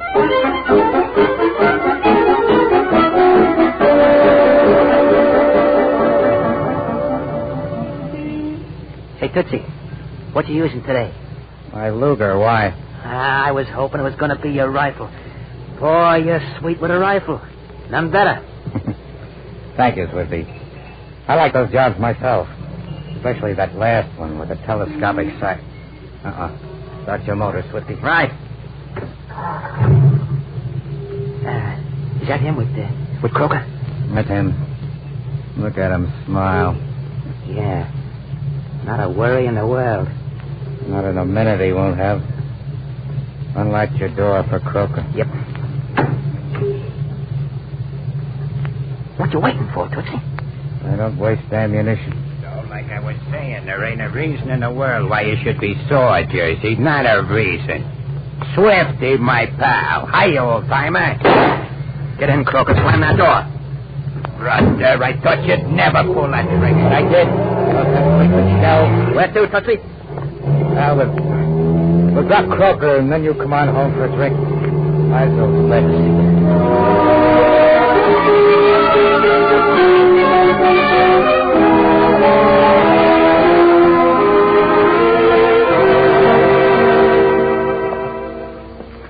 This is us, Swifty. Third floor front. Oh, not a bad layout. Not bad at all. Beauty of it is there's a fire stair built into the house. 2 exits. Get it? Not gaudy, but neat. Is that you, Andy? Yes, dear. Swifty's with me. You don't have to warn me, darling. Charlie and Elaine are inside. Oh, that's nice. Hi, Miss Foster. Hello, Mr. Reynolds. I heard about Charlie's girl. She everything they say she is? You will see in a minute. Living room's this way. Now, that's what I told Andy's here, and Mr. Reynolds. Oh, hey, Tootsie and Swifty. Sorry I missed lunch, fellow. Hello, Elaine. Poor working man. What do you keep, bankers hours? Just about. Oh, Elaine, this is Swifty Reynolds. Mr. Reynolds, Miss Carteret. Hello, Mr. Reynolds. How are you, Miss Carteret? Everything okay today downtown, Tootsie? Right as rain. How was the market? Not bad. I'd say bullish as far as we're concerned. Always is. Things always go well when men enjoy their work. I don't believe anybody enjoys work after a while. Well, maybe a change of scene would do you some good. I don't see what you two have to complain about. I see Charlie whenever he's free, but you two. Oh, gee whiz. Sometimes a man thinks of retiring, you know. At your age. Oh, you are tired, darling. Maybe it's because I just don't see an end anywhere. What do you mean, partner? Nothing, I guess. You must mean something. Yeah, something. Why don't you let him be? He's tired. I'm tired of a lot of things. Just, well, when things get routine, when it's too easy to do any kind of a job, you begin to get a sort of a conscience. Is that it? Conscience? Maybe so. Never quite thought of it like that before.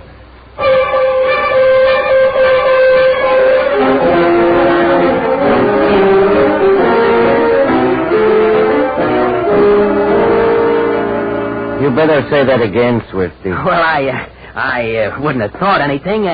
Only the day after he said that about a conscience, it took him 2 shots to complete a deal. And that ain't like Tootsie. No, it isn't. Maybe he doesn't like his work anymore. Could be. All right, Swifty, you can go. Charlie the bug is outside. Tell him to wait a few minutes. Yes, sir, I'll tell. Well, Vic? He's a good man, Jonesy. Was a good man. You seem pretty sure. He's showing all the symptoms. After a while, none of them can take it. What about his wife? A smart babe. She don't have to know. And if she guesses, she'll keep her mouth shut. Besides, without a corpus delicti... All right, I'll get Charlie. Now, there's a good man. Come in, Charlie. Right. Well, Vic, Jonesy. Yeah. Soon? In cases like this, the sooner the better. I'm his best friend. You know the rules. Who else? Where?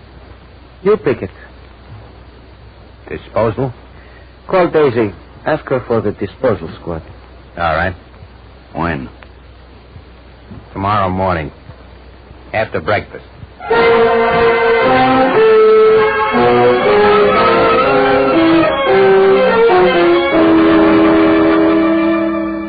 Elaine called me yesterday, Andy. Did I tell you? No. Anything special? Well, she wants us to meet her and Charlie for dinner tonight.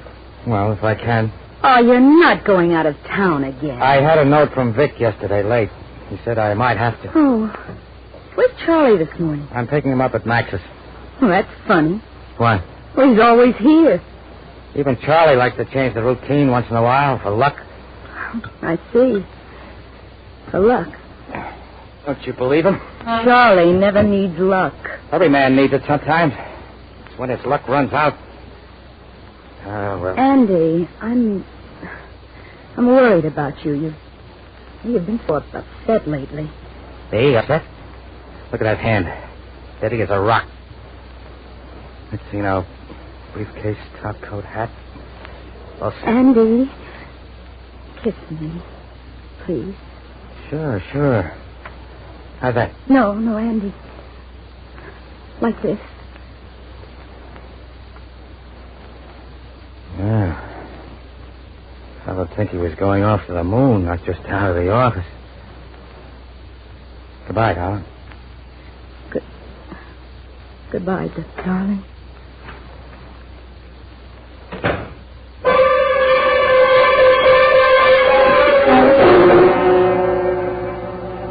Hello, Tootsie. Oh, good morning, Charlie. Where's Max? Stepped out for a few minutes. Don't move, Tootsie. It'll be quicker that way. Too bad you had to get a conscience. Too bad. Charlie, I think...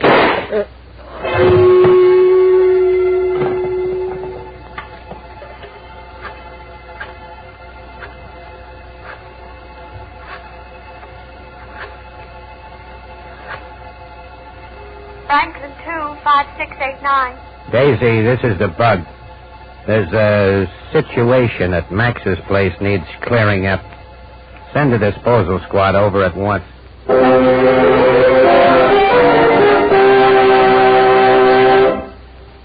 In just a moment, Crime Does Not Pay will continue with Figurman's Marlowe.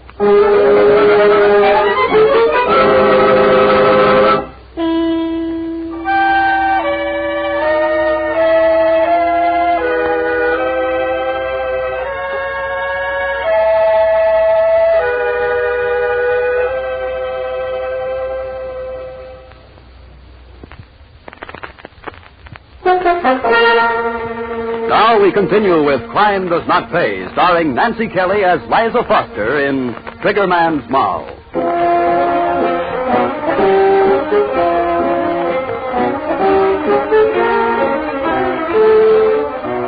Liza said goodbye to Tootsie that last morning without a second thought. When he failed to come home that night, she felt certain he'd been called away suddenly, and she'd hear from him in a day or so. A day went by, and another, and still another. Just silence. She ran into Charlie on the street before Tootsie was unheard from. But don't you know, Charlie? Tootsie didn't say a word. That's so funny. I thought you, of all people... Well, you know how it is in business. Yes, I suppose I do. Take it easy, kid. Tootsie's probably someplace where he can't get in touch with anybody. That's all.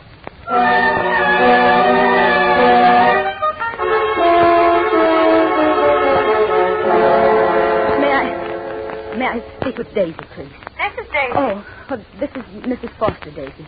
Oh, yes, Mrs. Foster. I wouldn't bother you at the office, but I haven't had any word of my husband for a week now. Do you know where he went? I'm sorry, Mrs. Foster, but we have absolutely no information as to his present whereabouts. I see.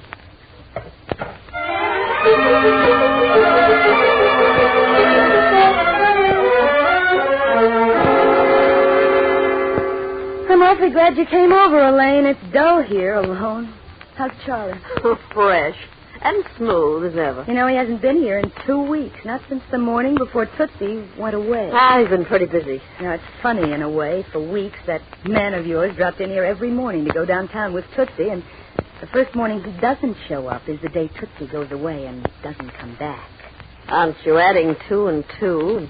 Getting 5 licenses? Maybe not.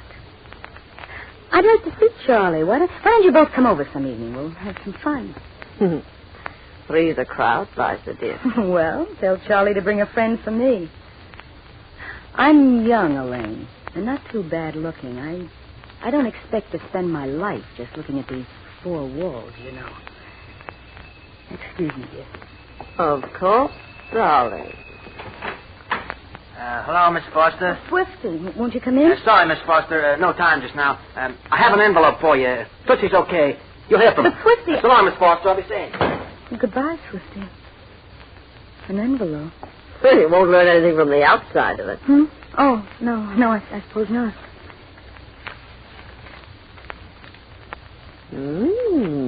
Long green, isn't it? A pretty picture. It's a nice round number, too. $100. From Tootsie, do you think? You heard what Swifty said. He didn't say the money came from Tootsie.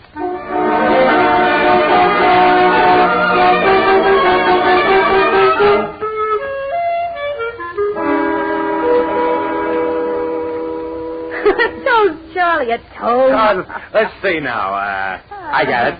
To the guy who gave his wife the happiest 2 years of her life by staying away from her. Yeah, Tootsie. $10,000. 10 G's. That's 10 grand. Hey, what's with you, honey? Money in the bank? I'm figuring 100 weeks at 100 a week, 10,000 smackers. Any man worth that. Hey, what started this? My insurance policy. Every week I get $100 from Tootsie. Hey, you know I almost forgot about that? Not bad, though, is it? All you gotta do is sit here quietly. It's worth 5 G's every year. Tootsie was a good provider, but never that good. Well, Swifty isn't pretty, but I sure enjoy seeing Liza, shut up. What's that racket out there? Liza, put our glasses away. Drop the ashtrays quickly. You've been here alone. Grab your hat, Elaine. Elaine, you mink. You don't want the cops to get that to you. You know the way, Charlie. Tootsie's Fire Tower, the second exit? You bet. Come on, Elaine. You see, I never went through a raid before. Just a minute. Stop the stalling, sister, and open up. This is police, and we've got a warrant.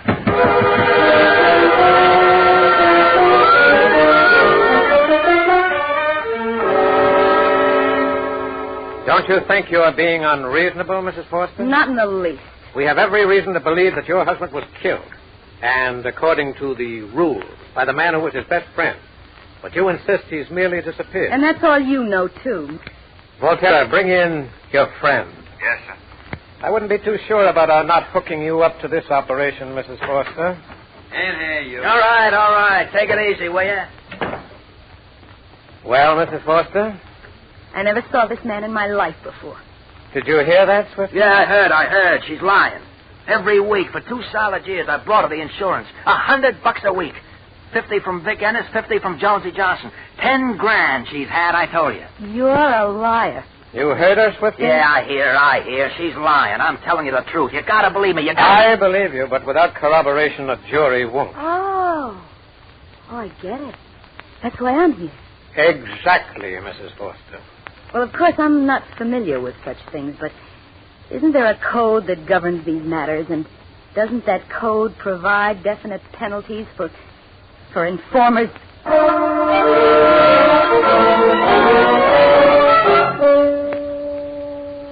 Ready, Volterra? Yes, sir. Plugged in, threaded, and focused.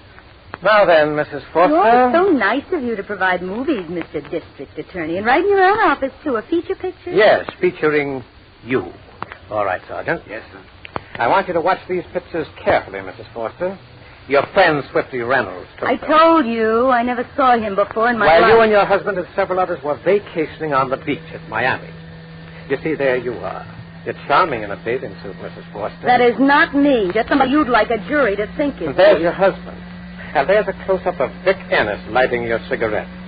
And, of course, you recognized Charlie and I never went to Miami. Never. You seem to be having a fine time in Miami in those movies, Mrs. Forster. I never saw any of those people, any of them. Do you get it? All right, Sergeant. Yes? Well, all right, go to it. Sergeant, take this Jane back to her room. The boys have located Charlie and his moll over at a place called Max's. Let's go.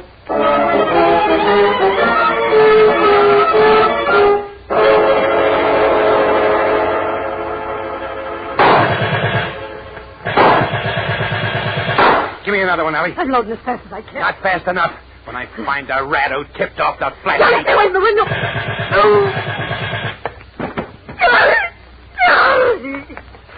I killed them. I'll kill them. I hurt you, Charlie. I hurt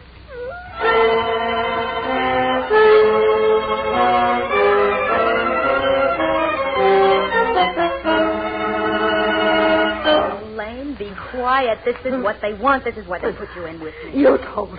You squealed on Charlie. They shot him in the belly. Shut up, you idiot. It was Swifty's running. I'll kill you. And you get my hands on you, I'll kill you. Stay away from me now. Stay away from me. Dying with a bullet in his guts, and you did it.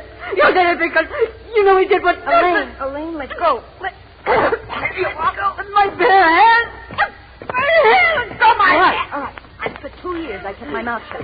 My man bleeded 2 years, and I never bleeded once. But you dirty blonde, you have the go. All right, break it up, both of you. That's enough. You were there. You killed my Charlie. Come along, Mrs. Foster. The DA wants you.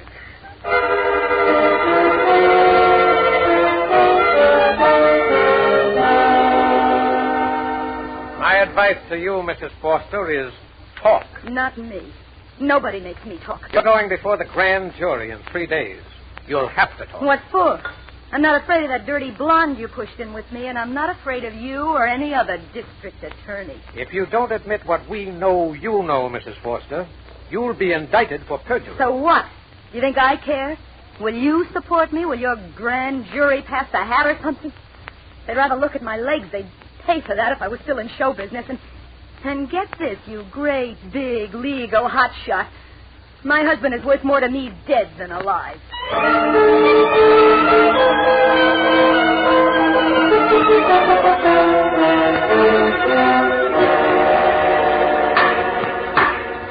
Eliza Foster, it is my duty as the judge in this court to sentence you for the crime of perjury of which you have been duly convicted.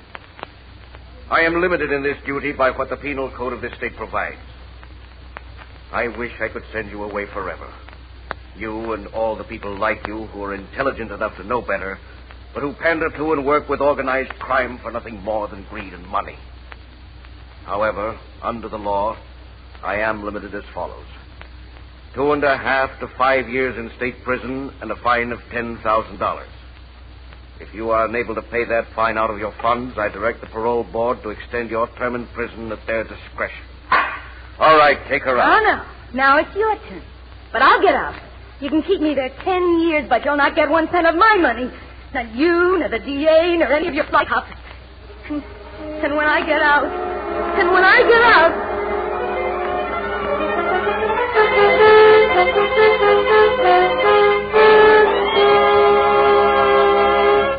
Crime does not pay.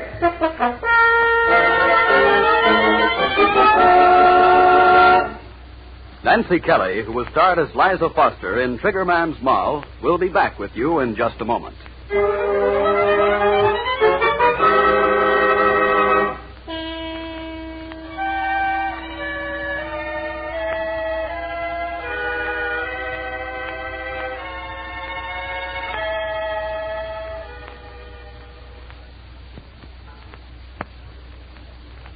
Now, here in person is Nancy Kelly. Liza Foster seems like a strange and fictitious character, I know, but even so, she's a little frightening. And when you realize that such a person really lived, a woman who refused to identify the man who murdered her husband, it all becomes even more frightening. The counterparts of Liza, of Tootsie, of Charlie were real people, the kind of real people who live on and on through highly organized crime. But it must be remembered that organized crime obtains its foothold in any community largely through the indifference of decent citizens. And what costly indifference. Yes, costly in money and safety and even in the lives of people like you and like me. Believe me, there's much that you as good citizens can do to head off organized crime, to prevent people like these from riding roughshod through our community. It's a warning to decent citizens as well as to potential criminals when we tell you that crime does not pay. Thank you, Nancy Kelly. Crime Does Not Pay is written by Ira Marion and directed by Mark D. Loeb, with music composed and conducted by John Gart. Technical advisor is Burton B. Curtis. The events, characters, and names used in the story you've just heard are fictitious. Any similarity is purely coincidental.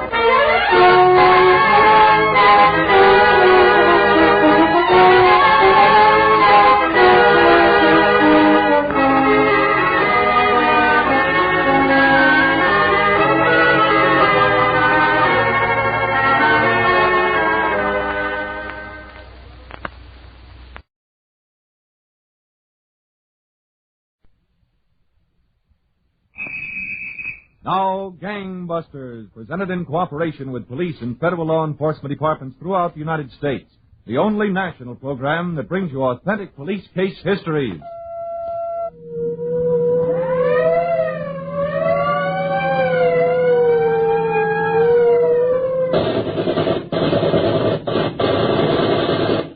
Tonight, Gangbusters presents the case of the Park Avenue Pilferers, the burglar king and queen who looted New York City's most luxurious apartments, but who finally got stuck on a dam of wax.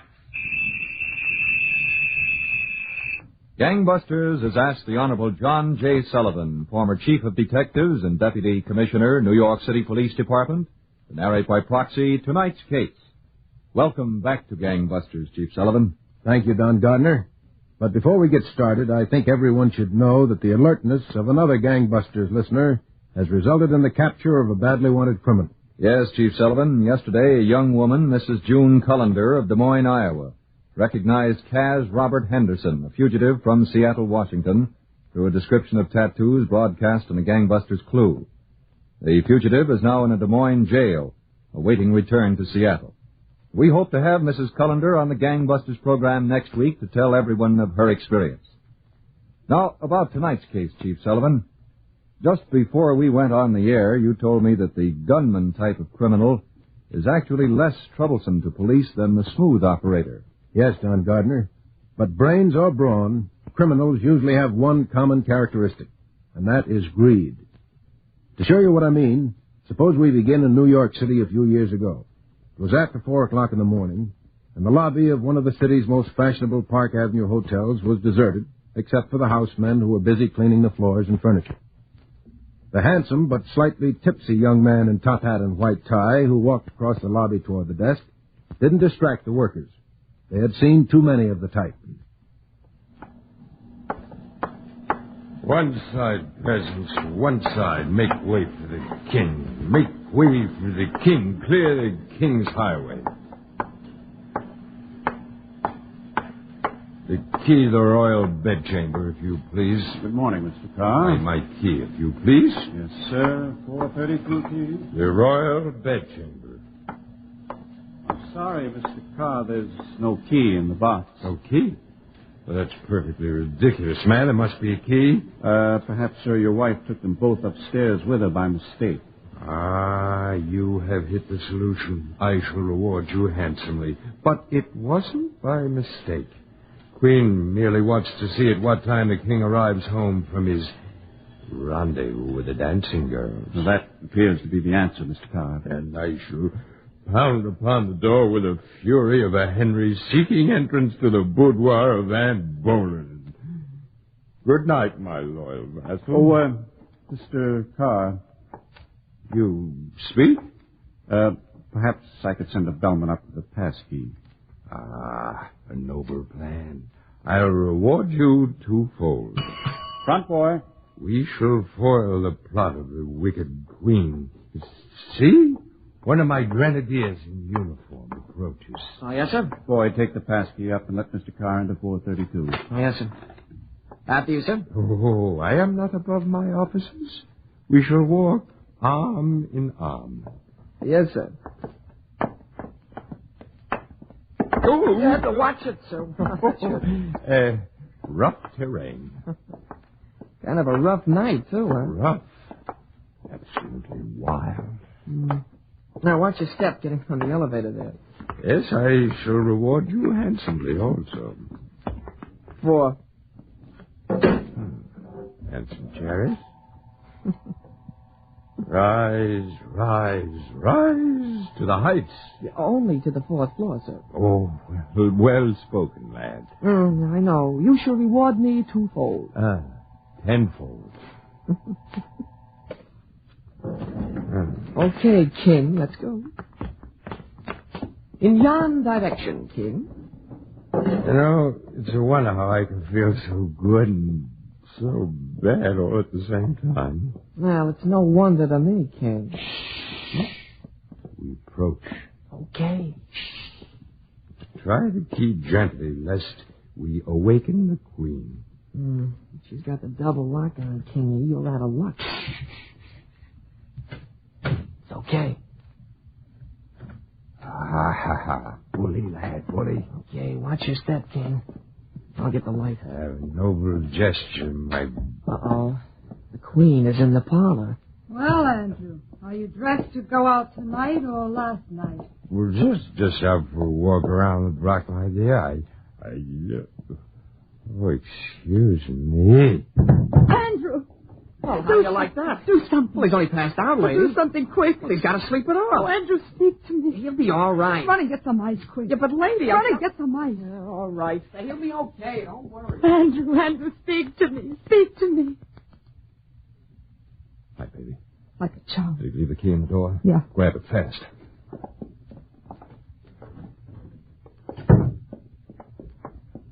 Neat trick, Andy. How about the wax? Got it. Okay, now let's get busy. We've got about a minute to make an impression of that key before he gets back. 50 grand is ought to be good for it. At least 50 grand. Oh, it was a real neat trick, Andy. Talent, baby, talent. That's all it takes.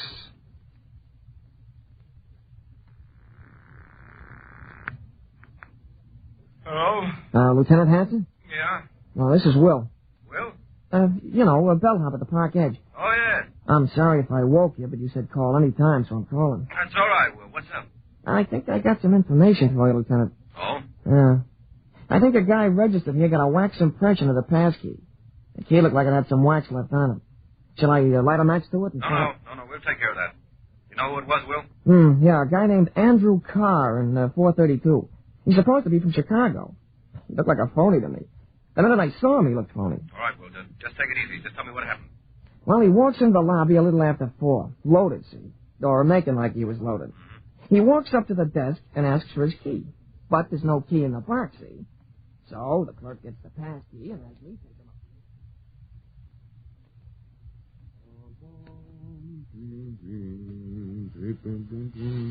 Andy, you finished shaving? Yeah, baby.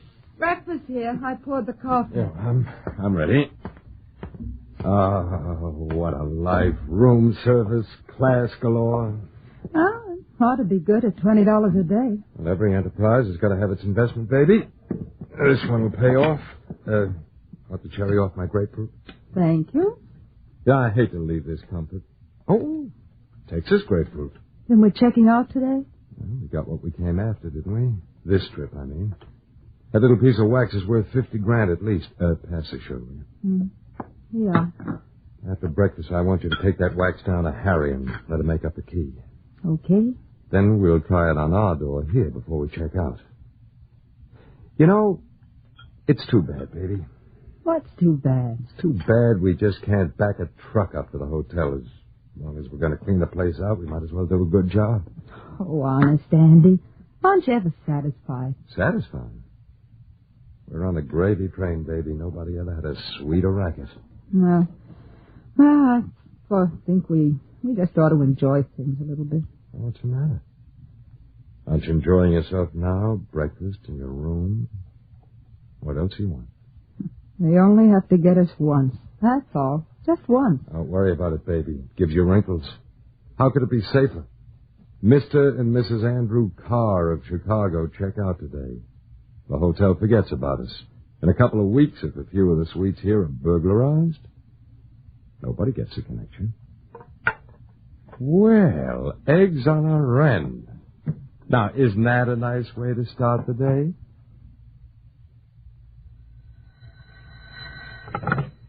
Lieutenant Hanson. Oh, hello, Chief. Well, I'd say it looks pretty good. We put a surveillance on the... Oh, come in, Ryan. Ryan, just walk in, Chief. If anything looks hot, I'll call you back. So long. Hi, boss. That was the chief calling from downtown. He's anxious, huh?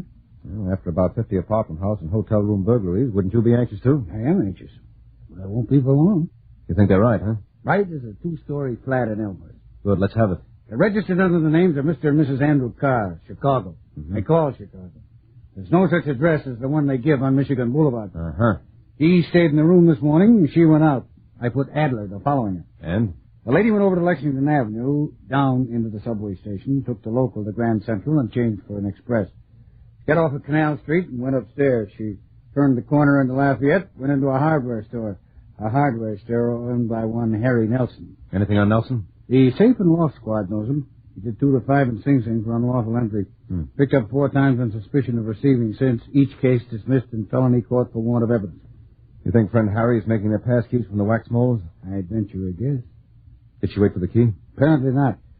She wasn't in there more than 5 minutes. As soon as Adler called me, I sent Sherman down to maintain a surveillance of the hardware store. What about the girl? She hopped in a cab and went to Saks Fifth Avenue. Adler stayed right behind her. She took the elevator to the beauty parlor, where she now reposes. And Adler? He reposes there, too. He just phoned me. The girl's a regular customer of the Saks beauty parlor. She's known to them as Mrs. Mona Davis of 1642 Buchanan Avenue, the Bronx, from which address she has a charge account, pays her bills regularly. All right, send somebody to take over from Adler. Okay. I want him to check around that Bronx address. Okay, boss. Well, looks like we got a line on the right people, huh? Maybe. Maybe. What are they doing? Checked into the hotel with a phony name and a phony Chicago address. What does she visit a shady hardware guy for? It all adds up? Yeah. Keep them under surveillance, Ryan. We can't walk in on these people and arrest them for burglary with just this to go on. We've got to nail them with some of the goods on them, otherwise we've got no case. Okay, boss.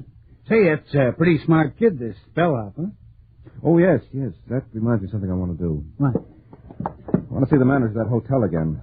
I want to see if we can get a few of our people onto the staff there for a couple of days. They might not try to use that pass key for a few weeks, but I want somebody on the inside just in case. Come on, let's go. Right with you, boss.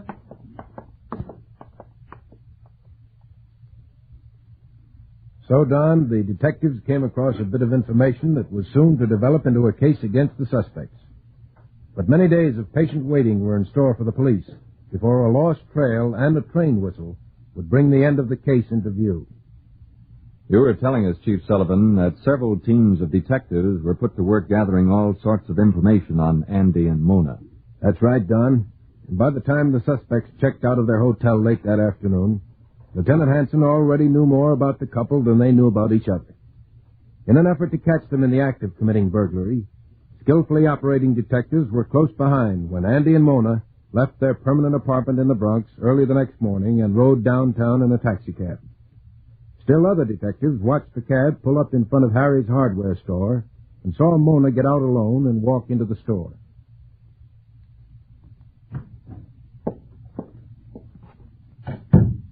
Hello, Harry. Mona, sweetheart. Is it ready, Harry? Sure, baby, it's ready. All right, let's have it. That's no reason to be in a hurry, sweetheart. Let's talk it over. But I told you, Andy's waiting. Andy, been on the gravy train too long. You go out and tell him this key'll cost him $5. $5? In plain language, sweetheart, $500. That's ridiculous. Ridiculous? What good would you two be without me to make them keys? You wouldn't be no good at all. Now go out and tell Andy. Harry, please. You can't soft me, sweetheart. I know where the body's buried. Without $5, no key, no mold, no hat full of jewelry. Harry, you better not. Okay, hold it. Customer. Good morning. Have you got any... Just a minute, mister. The ladies first. Oh, yeah, okay. I'm sorry, lady. That's the only size we got. Well, I'll see if it's okay with my husband. He's right outside. Yeah, you do that. I'll be right back.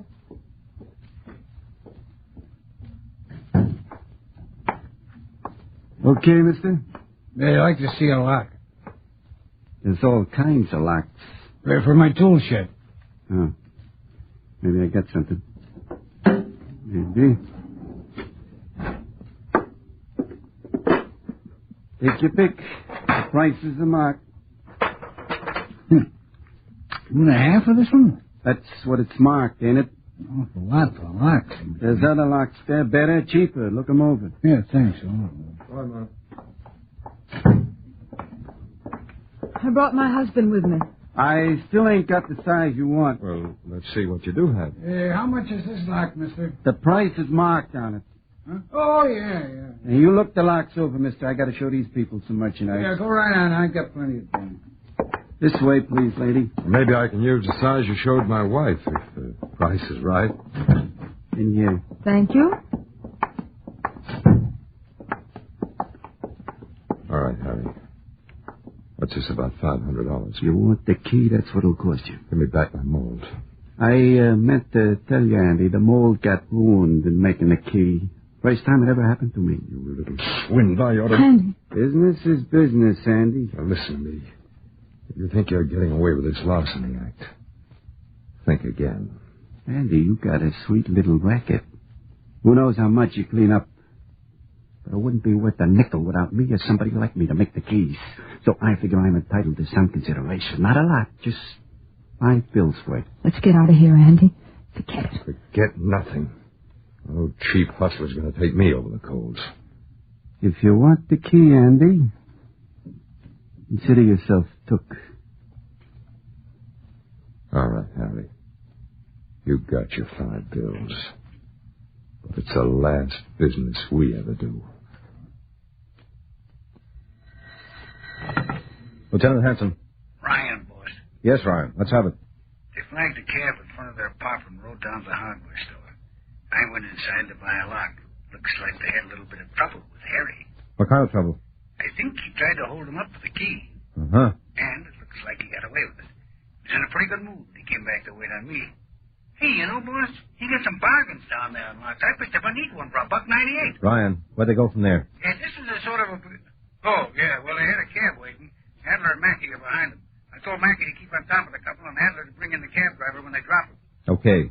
You get yourself in here, Ryan. I want to talk to you.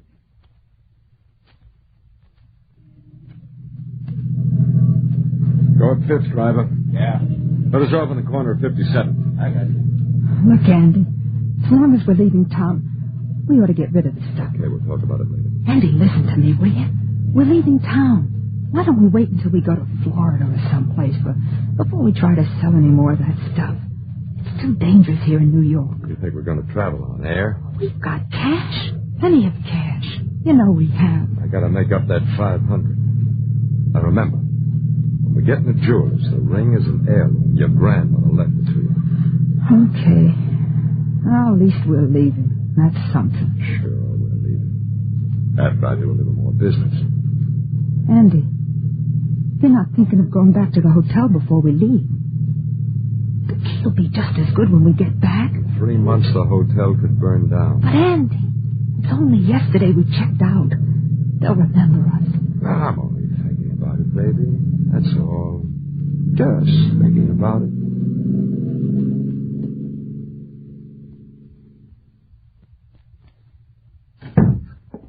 Okay, boss. I sent Wallach over to the jewelry store to pick up the ring. Good boy. Well, the best I can make out, it came out of the Central Park South job. Mrs. Weston. Mrs. Weston will be delighted. Not to mention her insurance company. Mm-hmm. As soon as the ring gets here, call Mrs. Weston to come down and see if it's hers, huh? Sure. Well, at least that gives us a receiving and concealing charge against them. I don't want them for any 1 to 2, Ryan. We'll stay with it until we can nail them for first-degree burglary at least. Well, if you got nothing else, boss, take what you got. Besides, we might have trouble making a receiving charge stick. They can claim they bought the ring from a friend, they found it on the street, anything. This Andy character knows the ropes. He should, with his record. When we get them, let's get them good. Then we... Busy, Lieutenant? Come on in, Adler. I got the hacky outside. Hi, Ryan. Adler? Did you get anything out of him? He couldn't hear their conversation while they were driving. The hack's a 1942 job. Yeah, they're about as quiet as Everett's Field on payday. Well, when they stopped down there at the hardware store, she goes in by herself. Yeah, I saw her. Well, she comes out right away. Driver here's to tell Andy he wants $500 for the key. Oh, so it was that. Andy about blows his top. He tells the hacky to wait. Wait a minute. Lieutenant Hanson. Oh, hello, Mackie. Where? That's so. To where, do you know? All right, stick with them. I'll send Adler over to meet you. Don't let them get away. We're coming down the wire. What is it, boss? They're buying railroad tickets. To where? He doesn't know yet. They're waiting in line to be called. Adler. Yeah, Lieutenant? Get down to the Consolidated Ticket Office, 47th Street. Mackie says there's a big line. They'll be there another 10 minutes at least. Right. You and Mackie stay with them. Okay, get going. What about the cab driver? Ask him to wait. I'll talk to him in a minute. Right, sharp. I'll call, Lieutenant. Okay. Well, boss? Well, yourself. If they get on the train, there goes your beautiful case right out the window. Well, maybe the tickets are for 2 weeks from now. Who knows? Andy's got a lot of money invested in that key. I know guys that keep passkeys in their pocket for months before they try them. Now, if they're going to Florida or someplace and you want me to stick close to them, I'll just get my fishing tackle out of the attic, throw a few things in the They're suitcase. not going anyplace. No, huh? No. If they do a job, we got them. Otherwise, we'll pull them off the train and try to stick them with the receiving and concealing charge. Thought you didn't want them for 1 to 2, boss. Well, it's a lot better than nothing. Come on. Let's talk to that cab driver. Sergeant Ryan. Hello, Ryan Adler. Where's the lieutenant? He's out. What's up? That train tickets are for tonight. Uh-oh. 11:31 on the coast, special to Miami. Bedroom A, car 381 from Penn Station. Where are they now? They're having a hot chocolate in the tea room. With a marshmallow? No, with whipped cream. Nice people. Awful nice people. Okay, you and Maggie stay with them. Looks like we'll have to grab them when they get on that train. Lieutenant? Yes? Adler. Maggie and I are at Penn Station. Already? They must not want to miss that train. They checked their bags, then went into the restaurant. Oh, all right.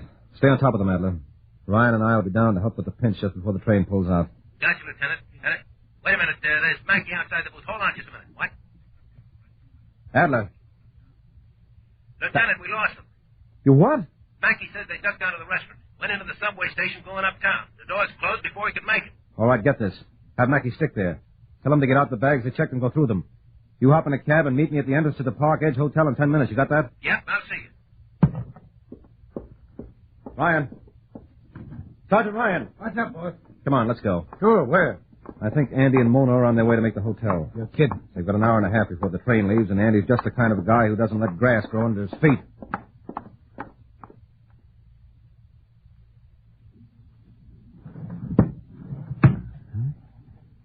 Here's what we're after, baby. Gee, it's gorgeous. I'll say. Bracelet alone is worth 10 grand. Okay, let's go. Hope these people are having a nice time at the theater. They're sure not going to be happy when they get home. Hold it. Okay. Open the door, take a look in the hall, then head for the stairs. We'll go up a flight and take room 423. Andy, please. We'll miss our train. Open the door, baby.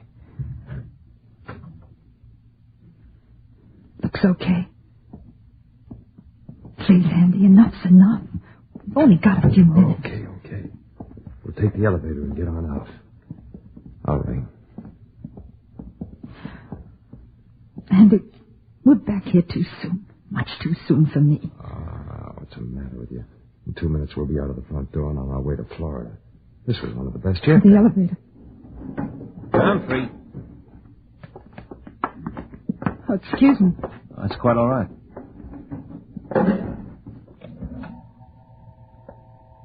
You don't have much time, dear. Well, don't worry, darling. We'll make the train. Excuse me, trains run on standard time, you know, not daylight saving. Yes, we know. Thank you very much. Hey, Robbie. Go on, honey. I hope we're not spotted by any of the help that knows us. Don't worry about it. Just head to the street for a cinch. Evening, Mr. Oh, Carr. Andy. Quiet. Hello there. Remember me? The bellhop that fixed you up that night. Boy, were you a mess. A royal mess. How you been feeling okay lately? Oh, yes. Fine, young man. I thought you'd be back in Chicago by now. Well, we flew up to Boston and back. We just stopped by to see some friends between planes. Oh. Well, have a good trip. You too, lady. Thank you. We will. Come on, dear. Good night. Good night. And watch your step, Your Majesty. Yes. Good night. Thanks a lot, Will. Well, Lieutenant. Hey, they're going out the door. They'll get away. I don't think so. Reception committee is waiting. Oh, good. I was worried for a second. Confidentially, it's better evidence if we arrest them after they leave the building with the stolen goods. Well, I want to be in on this. Yeah, me too. Can I? Why not? It's your case. Come on. Yes, sir. I'm right with you. That, Don, was how these slick jewel thieves were finally arrested with the goods. It was the result of diligent and patient police work following a tip from an observant citizen. Nearly $250,000 of loot was recovered from the persons of these thieves and from the bags they had checked at Penn Station. It was all returned to the rightful owners, and the criminals were given maximum terms to serve in New York State institutions. Well, thank you, Chief Sullivan, for this extraordinary case history. And Gangbusters, congratulations to all the detectives who participated in the investigation and arrest.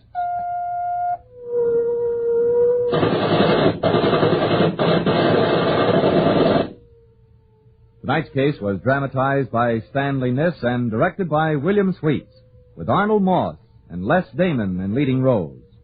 Don Gardner speaking.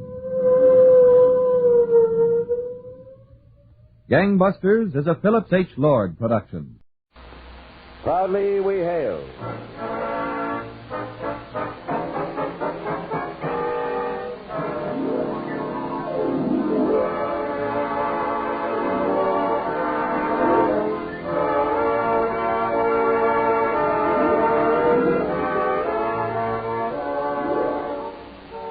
from New York City, where the American stage begins. Here is another program with a cast of outstanding players.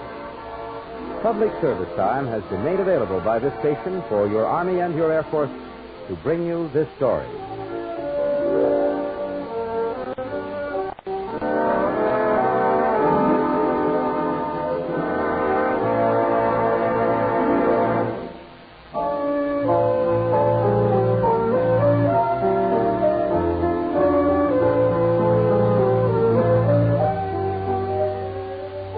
Suppose you were Sergeant Ray Bailey and found that you were seeing the world through someone else's eyes. What would you do? How would you react if you met a girl and knew that you had seen her someplace before, had held her in your arms, had loved her, and yet you were both strangers? Our story is entitled The Eyes of Sergeant Bailey, and our first act curtain will rise in just a moment. But first... Registered nurses, here's a chance to be of service to your country during one of the most critical periods in America's history. As you know, our Army has expanded rapidly due to the tense international situation and urgently needs more nurses to help safeguard the health of our soldiers. You'll be a commissioned officer with good pay and liberal allowances, and you'll have priceless opportunities for furthering your professional career. You'll have the benefit of working with some of the finest medical equipment in the world, and the chance of learning the newest techniques in the medical profession. Get all the facts today. Write or wire the Surgeon General, United States Army, Washington 25 D.C. Do it now. And now your Army and your Air Force presents the proudly we hail production, The Eyes of Sergeant Bailey.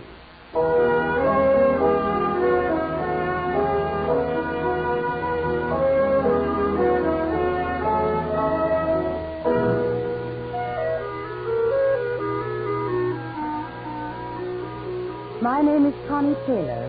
My father, Colonel Jim Taylor, commanding officer of the 34th General Hospital at Camp Albany. I feel that I'm more qualified than anyone else to tell you the story of Sergeant Ray Bailey, because I was an important part of that story. I still am.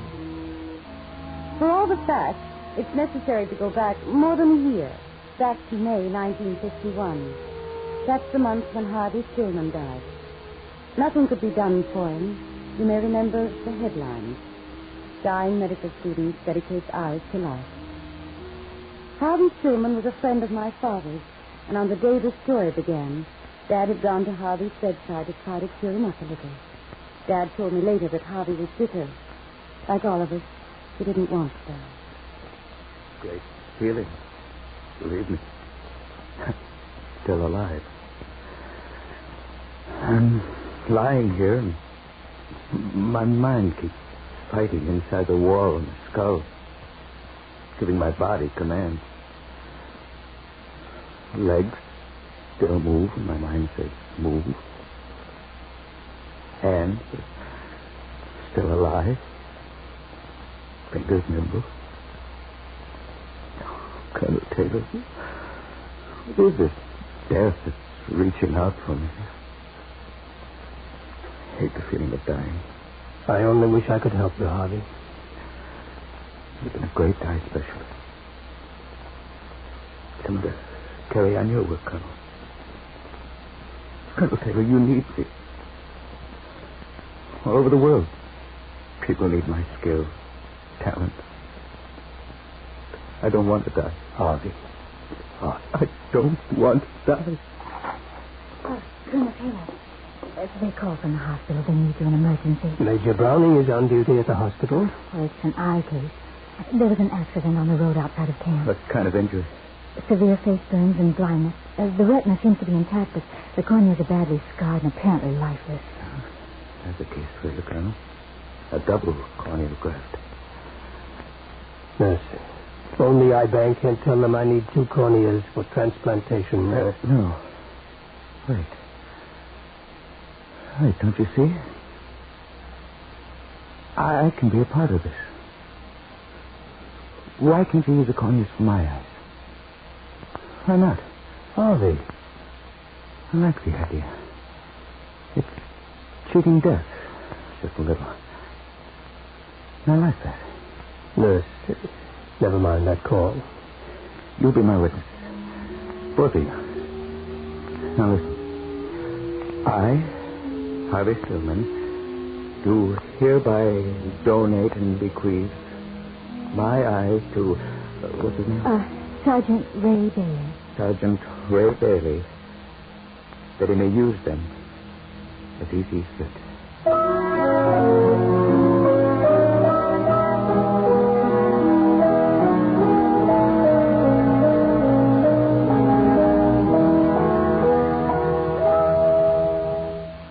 The operation was performed as the dying Harvey Stillman had wished it. And then for long weeks, Ray Bailey sat in the darkness of a cave of bandages around his eyes. Sat in the darkness and hoped sometimes, and despaired other times, and waited. And then the waiting came to an end almost too suddenly. Roll down those shades, please. All right, Sergeant. I'm going to take off the bandages. Oh, wait. Just give me another minute, will you, sir? I'm afraid that... Well, there's nothing to be afraid of. Now, hold steady. You can cut the bandages away, Corporal. Wait a minute. Look. I want to be sure I'll see you again. If I'm not going to see you, can leave these bandages on. A flashlight, please. Don't be afraid, Sergeant. Now, look straight ahead. I have a flashlight focused on your face. That's the only light in the room. Let me know when you can see it. All right. Start cutting away the bandages.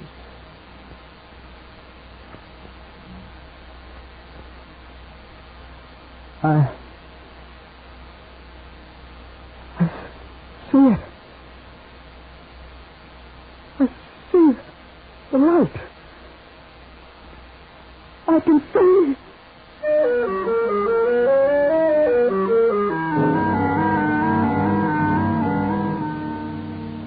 Yes, the operation was successful, and Sergeant Ray Bailey began a period of recuperation. All his life, his hobby had been drawing. He'd never been particularly good, but he enjoyed making sketches of his buddies in the army, and he'd drawn a few cartoons for the camp newspaper. He began to work feverishly in the hospital, did some murals in the dining room, and everyone complimented him on his work. And he did portraits. And one day he went in to see Dad for a checkup. Vision 20/20 in both eyes. Good. You'll be back on duty in no time at all, Sergeant. Any headaches? No headaches. Colonel Taylor, there's one thing, though. My perception of colors, it's much sharper now. Well? And some of my charcoal sketches are much better than I've ever done before. Why should that worry you? I don't know. Yes? Captain Stanley would like to see you, sir. He just came in from Washington. Of course. Send him right in. I'll come back later, sir. And stop worrying, Bailey. It won't help at all. Come right in, Captain Stanley. Yes. I'd like you to meet Sergeant Bailey. You remember your friend Harvey Stillman and... Well, what's the matter, Sergeant? Captain Stanley, I've seen you before. Huh? But I know I haven't. I'm afraid I don't understand. I know your face. It sounds crazy, doesn't it? I made a sketch of your face 2 weeks ago. Well, a very ordinary sort of face. There's hundreds of people like me. No. The picture I sketched is you.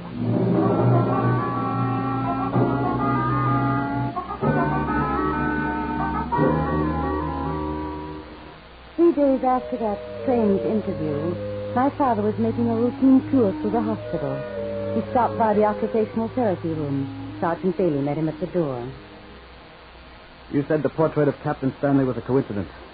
Now, look at this. Why, Who is it? You know, don't you? when did you paint this? This morning, a face came to me out of my imagination, out of thin air, the same as Captain Stanley. Who is it? It seems to resemble a friend of mine. It can't be, though, because the person I'm thinking of is stationed overseas. Did Harvey Stillman know him? Yes, they were in the same graduating class at medical school. They were good friends, weren't they? I believe they were. But look, this is only a slight resemblance. The closer I look, the more sure I am that this is not the same man. Why has this happened? Why do I paint these pictures? What's happening to me? Is Harvey Stillman still living? Still seeing life through me? Sergeant Bailey, this is sheer fantasy. You know what a corneal transplantation is? We take the lens from one person's eye and transplant it to the eye of another person. It makes no more difference than changing the lens in your spectacles. All right. You claim there's only a slight resemblance in this portrait to the man you know. Here. I have another portrait. Look at this.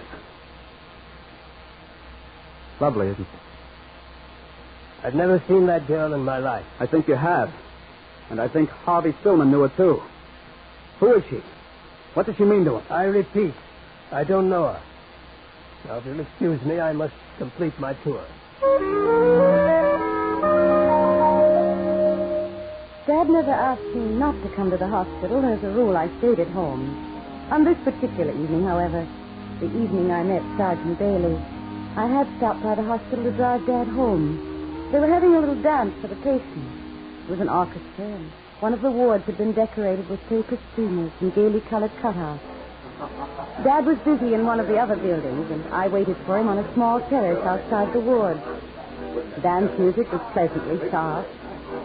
I'd been standing there for a minute or so when I became aware of a shadowy figure near me. It was a man, but I couldn't see features. Hello? Hello? Watching the city? Sort of. Just looking at it, drinking it in. I've always liked standing in the dark and looking out at the lights of the city. I know. May I ask a silly question? Go ahead. I want to ask you.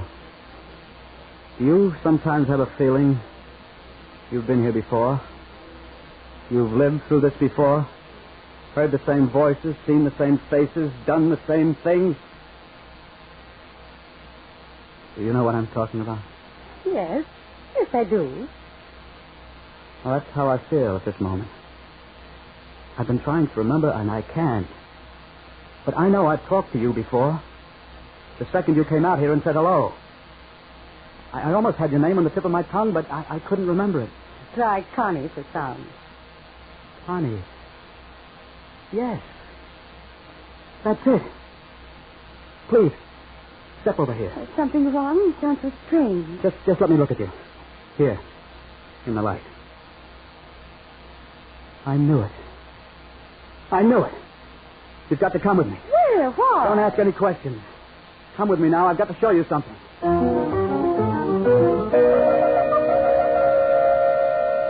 This portrait. It's you, isn't it? I knew it was your picture the moment I heard your voice. But you've never seen me before. This picture could be any one of 1,000 girls. No, it's not. Oh, you haven't told me your last name. I'm Connie Taylor, General Taylor's daughter. And he did recognize the picture. You knew Harvey Stillman, too, didn't you? Yes, I did. If only I knew what this thing is. Why should I see the same things he saw? The same people? What are you talking about? Captain Stanley. And now you. Who are you to Harvey Stillman? No, you don't have to answer. I know. He loved you. You loved him. Yes. I knew it. I knew it.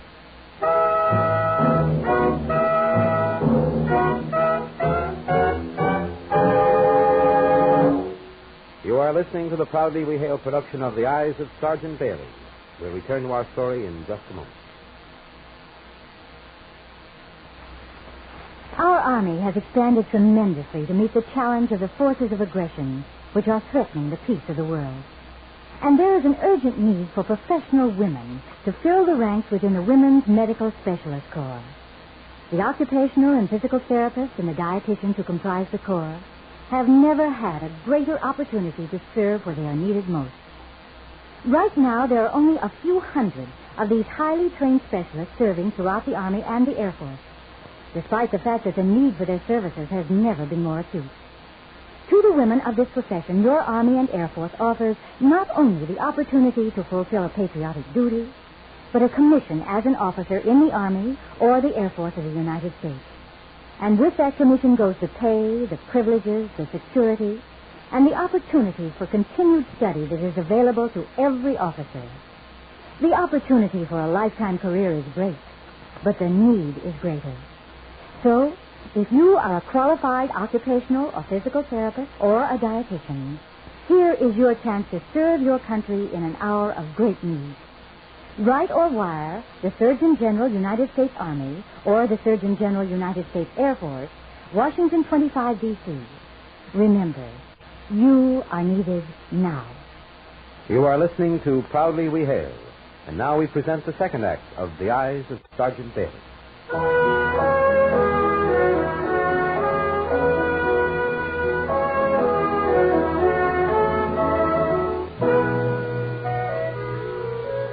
We sat and talked for hours that night. We talked, and I tried my best to convince him that there must be a logical explanation for everything that had happened. I remember saying, Ray, I know this is a knife to you, but you're living a lie. Harvey Stillman's eyes are not controlling you. You're magnifying a few chance happenings into something out of proportion with reality. Then answer one thing for me. Why do I love you? Do you love me? Yes. I fell in love with you while I was painting your picture. I'd sit here at my easel, looking into thin air and seeing you at the same time. Talking to you. Loving the way you look, the sound of your voice, the gentleness of you. Close your eyes for a moment. Why? Please. All right. Now, who kissed you? Ray Bailey or Harvey Stillman?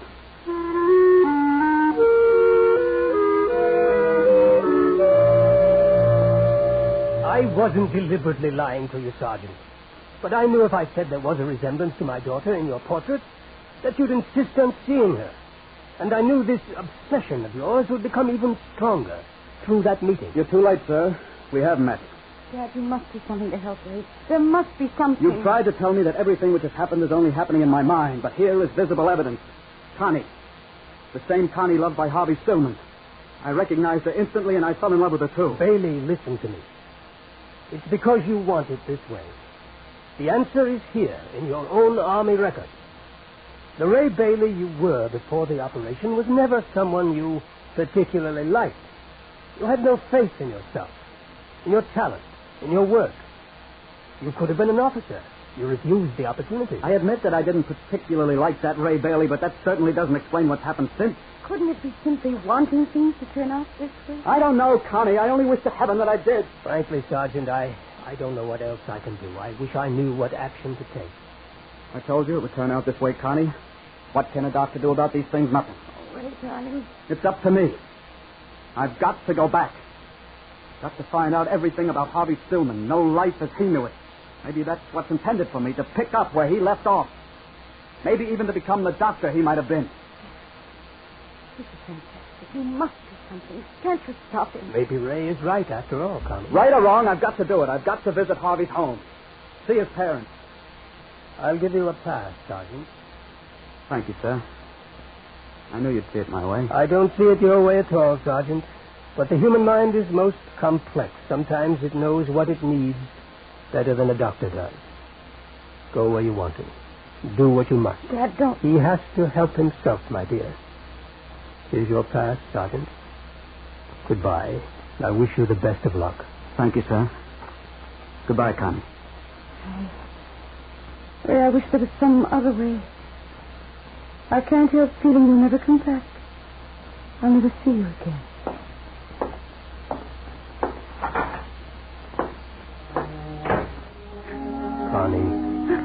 Connie, dear, you mustn't cry. But, Dad, what if he's right? No, Connie, he's not right. He's wrong. But we can't prove it for him. This is a fight he must fight all by himself. All by himself. But if he changes, if he finds that he doesn't love me, suppose I never see him again. Don't worry, child. Sergeant Bailey will come back. And you may be sure of this. You'll see him again.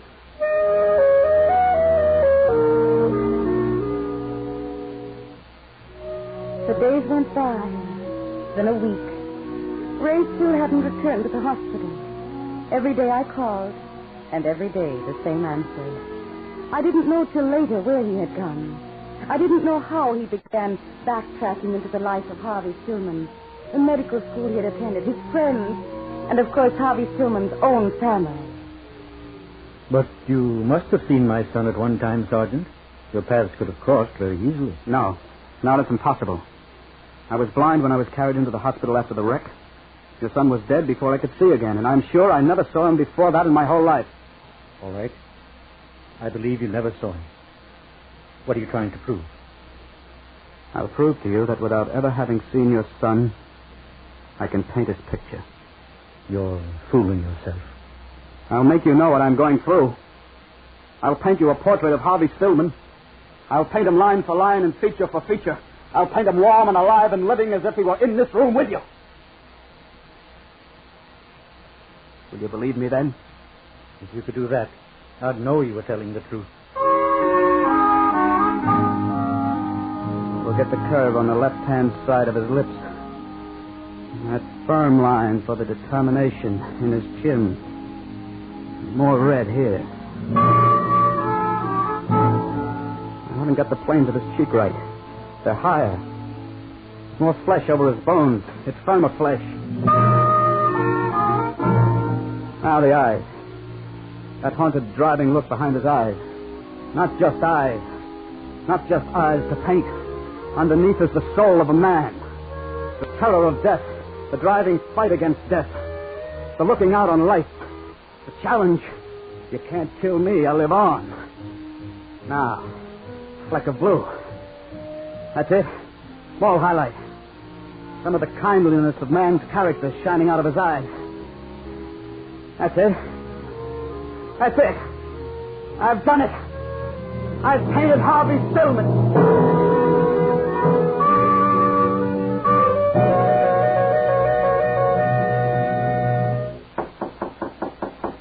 Yes? It's Leonard Stillman. I received your note. Oh, yes. Come in, Mr. Stillman. I came as soon as I could. You said it was important. It is important to both of us. Now wait until I open these curtains. The picture's finished.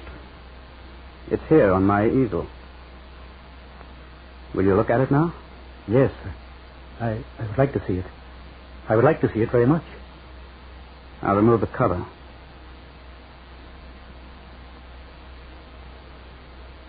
Now, Mr. Stillman, what do you say? You asked me to look at the picture.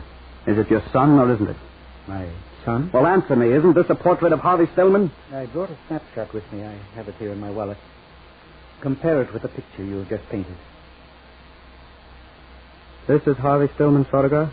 Yes. And who have I painted? Don't you know? Look over there, in the mirror.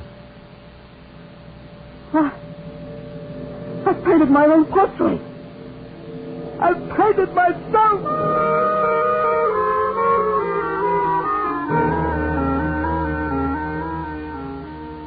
The shock of finding he had painted his own picture seemed to drive the obsession from Ray's mind, and he came back to me. And again we walked down to the small room in the basement of the hospital, and he explained what had happened to him. I guess it all began when I was lying in the hospital with those bandages over my eyes. Really, you don't have to talk about it anymore. Now, let me tell you. Let me tell you, Connie, then I'll be free forever. You see, no matter what your father told me while my eyes were bandaged, I couldn't believe that I'd ever see again. My poor darling. I was trying desperately to find something to cling to. I called up all my memories of things I had seen in the past, faces I had seen, and surrounded myself with them.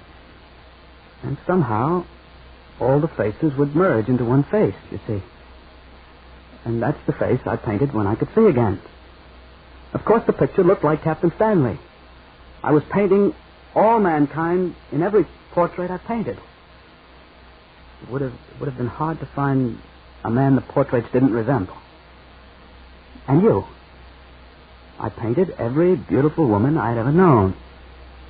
And it was your face I saw in the portrait.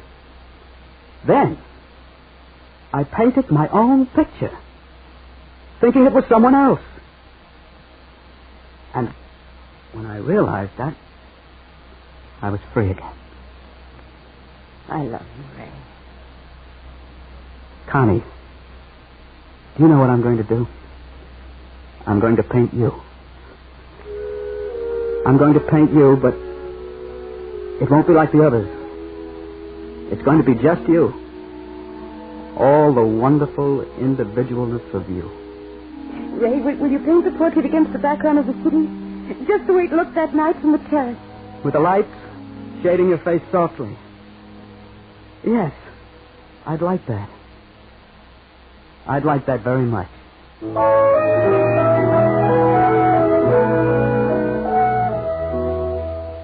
As I said, all this happened more than a year ago. Sergeant Bailey is now Lieutenant Bailey, and I'm Mrs. Bailey. Tomorrow my husband leaves for a tour of duty in Germany, and I hope to follow soon. There's one thing, though, which we're leaving behind. If you'd like to see the portrait he painted, it's hanging in Vanderhoof's gallery. You can't miss it. It's hanging in the most important spot on the wall.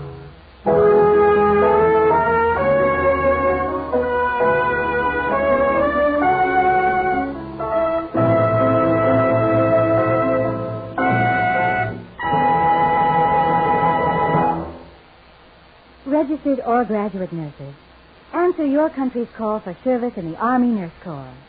The need is great, and the need is urgent. There just aren't enough nurses to handle the nursing requirements of our greatly expanding Army. And you, as a nurse, can appreciate, perhaps better than anyone else, the fact that an Army's efficiency is largely dependent upon the state of its health. So here's your opportunity to be of immeasurable service to your country at a time when the need is great. The Army Nurse Corps has plenty to offer you, too. The pay is good, and the allowances are liberal. You'll be in a job that challenges the best that's within you, and you'll have endless opportunities to grow in your professional capacity. The Army's vigorous medical research program has developed many new medical techniques, and you'll learn how to apply them. But most of all, you'll have the satisfaction of knowing that you are serving at a time when you are needed most. So make your decision to serve now. Write or wire the Surgeon General, United States Army, Washington 25, D.C.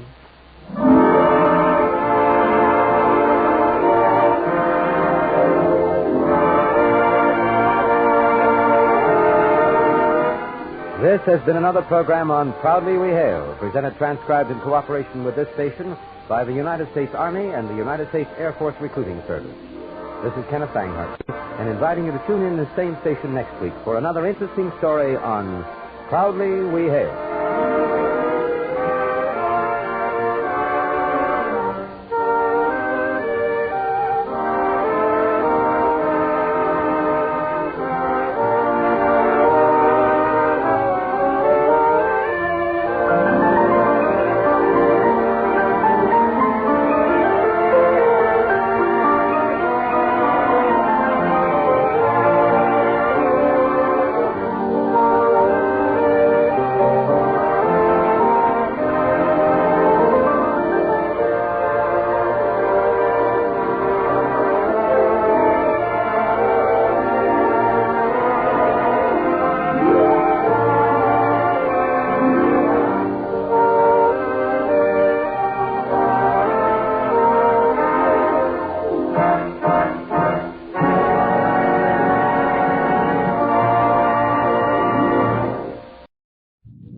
to our men and women overseas by short wave and through the worldwide facilities of the Armed Forces Radio Service. Petri Wine brings you Basil Rathbone and Nigel Bruce in the new adventures of Sherlock Holmes.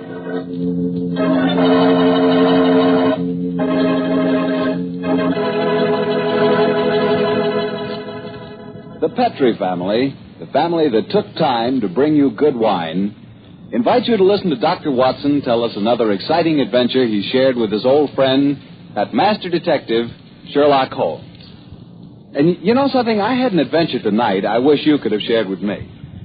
I had a steak about, an inch and a half thick, tender and juicy, and with it I had a glass of Petri California Burgundy. Now, there's a combination. Steak and Petri Burgundy. That Petri Burgundy is a perfect mealtime wine. It's a rich red wine that's hearty and full of flavor that comes right from the heart of the grape. And don't think that Petri Burgundy is only good with steak. It'll make a hamburger sandwich taste like a feast, too. Try Petri Burgundy with any meat or meat dish. It's just wonderful. And serve it proudly, too, because after all, the name Petri is the proudest name in the history of American wines.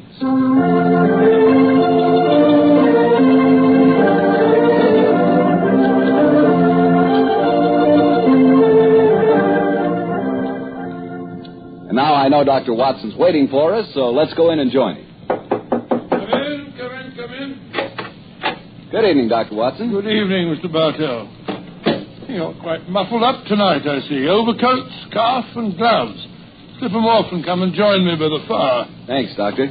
Quite a nip in the air tonight. Yes, there is indeed. Well, Doctor, you told us last week that tonight's story centered around the activities of a brilliant and beautiful woman. Yes, my boy. Her name was Irene Adler, but I never knew Holmes to refer to her by any other name than the woman. She sounds mighty intriguing. How did you happen to meet up with her? Well, I'll tell you the story from the beginning. One night, it was on the 20th of March, 1888, to be exact, I was returning home from a visit to a patient when my steps led me through Baker Street. Since my marriage, I hadn't seen much of Sherlock Holmes. And you couldn't resist stopping by 221B, I'm sure, Doctor. Of course I couldn't. As I stood outside the well-remembered door, I looked up at the lighted windows and saw the tall, spare figure of my old friend pass twice in dark silhouette against the blind. He was pacing the room swiftly, eagerly, with his head sunk on his chest and his hands clasped behind him. To me, who knew his every mood and habit, his attitude and manner told their own story. He was hot on the scent of some new problem. I rang the bell, and a few moments later, found myself standing before him. Marriage suits you, Watson. You look in splendid shape. Yes, I'm feeling very well, thanks. And in practice again, I see. You didn't tell me that you'd gone back into harness. Oh, how do you know? Elementary, my dear chap. If a gentleman walks into my rooms smelling of iodoform with a black mark of nitrate of silver on his right forefinger and a bulge on the left side of his hat to show where he has secreted his stethoscope, I should be dull indeed if I didn't pronounce him to be an active member of the medical profession. Same as ever, Holmes. By the way, I'm not interrupting you, am I? Yes, you are, old fellow, but it's a most welcome interruption. You're working on a new case? It looks like it. This letter arrived by the last post today. It's undated and has neither signature nor address. Read it. Look. They will call upon you tonight at 7:45 a gentleman who desires to consult you upon a matter of the very deepest moment. Your recent services to one of the royal houses of Europe have shown that you are one who may safely be trusted. This account of you we have from all quarters received. Be in your chamber, then, at that hour, and do not take it amiss if your visitor wears a mask. Great Scott, it all sounds very mysterious. What do you imagine it means? Look carefully at the note, Watson. What do you deduce from it? Well, let's see. Well, the man who wrote it was presumably well-to-do. Such paper couldn't be bought for under half a crown a packet. And it's peculiarly strong and stiff. Peculiar. That's the very word. It's not an English paper at all. Hold it up to the light. You notice anything? Yes. There's a large E with a small G, and a large G with a small T woven into the texture of the paper. What does that suggest you? The name of the maker, no doubt, or perhaps his monogram. Not at all, my dear fellow. The G, with a small t, stands for Gesellschaft, which is the German for company. And the EG? That stands for Igria. It's a German-speaking country in Bohemia, not far from Carlsbad. So the paper was made in Bohemia? Undoubtedly. The man who wrote the note is a German. How do you know that? Observe the curious construction of the sentence. This account of you we have from all quarters received.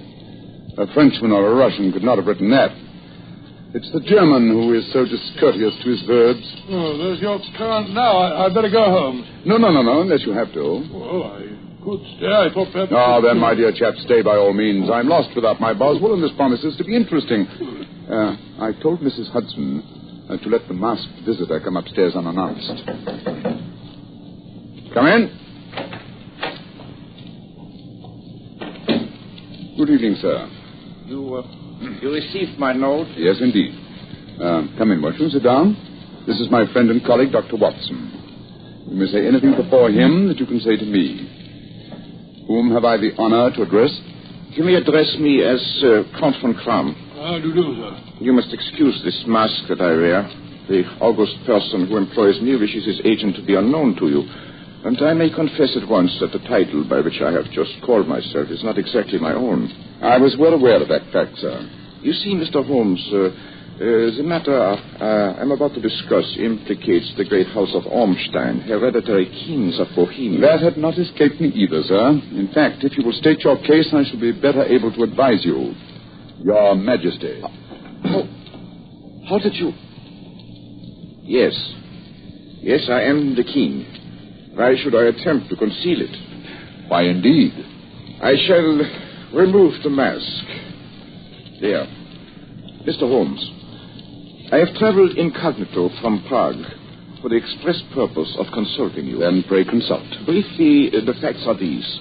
Some 5 years ago, during a visit to Warsaw, I meet the acquaintance of the well-known adventuress, Irene Adler. Irene Adler?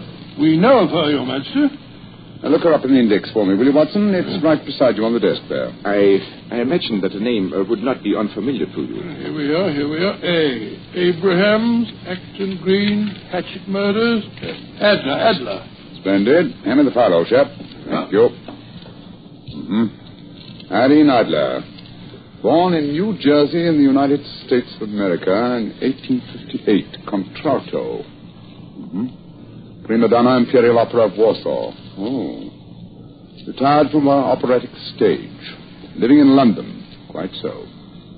And here's a recent notation. Your Majesty, as I understand, became entangled with this young person. Wrote her some compromising letters and is now desirous of getting those letters back. Precisely so, but how... Was there a secret marriage? None. No legal papers or certificates? No. Then I fail to follow, Your Majesty. If this young lady should produce her letters for blackmailing purposes, how is she to prove their authenticity? There's the handwriting. That could be a forgery, Your Majesty. But it was private notepaper. Stolen. My own seal. Imitated. My photograph. Bought. What? We were both in the photograph. Oh, dear me. Yes, that's very bad. Your Majesty has indeed committed an indiscretion. Did you inscribe this photograph, Your Majesty? Yes, Dr. Watson, I am afraid I did. Mr. Holmes, it must be recovered. Perhaps if you were to pay enough, the photograph might be bought. She refuses to sell. Stolen, then? 5 attempts have been made. Twice, burglars in my pay ransacked our house. Once, we diverted her luggage when she traveled. Twice, she has been waylaid. There has been no result. Oh, yes, quite a pretty little problem. It is a deadly serious one to me. Your Majesty, what does Miss Adler intend to do with the photograph? To ruin me. Now, how, sir? Well, I am about to be married to the second daughter of the King of Scandinavia. She is the soul of delicacy. A shadow of a doubt as to my conduct would bring the matter to an end. And Irene Adler threatens to send the photograph to your fiancée, I suppose. Yes, and she will do it. Rather than let me marry another woman, there are no lengths to which she would not go. None. Are you sure that she hasn't already sent it, Your Majesty? I am sure. And why? She said she would send it on the day my betrothal is publicly announced. That day It will be next Monday. Splendid. Then we still have 3 days. Your Majesty will, of course, stay in London for the present? Yes, certainly. You will find me at the Langham Hotel, registered as Count von Krapp. Just 2 questions before you leave. What are they? Is the photograph large or small? Quite large. And it was in a heavy frame. I see. And what is Irene Adler's London address, please? Briony Lodge, Serpentine Avenue, St. John's Wood. Thank you, Your Majesty. Good night, and I trust that we shall soon have some good news for you. I am placing all my hopes in you, Mr. Holmes. Good night. Good night, Dr. Morris. Good night, Your Majesty. Fascinating problem, Holmes. I wish I could help you with it. You can, my dear chap. I shall be glad of your company. That's our first move, Holmes. A good night's rest.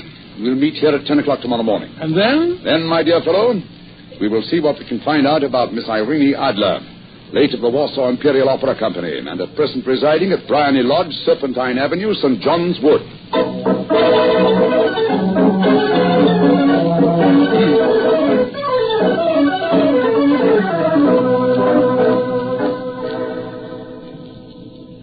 Well, Holmes, a cursory examination of Briony Lodge didn't prove very illuminating. No, a bijou residence that represents the essence of dignified suburbia.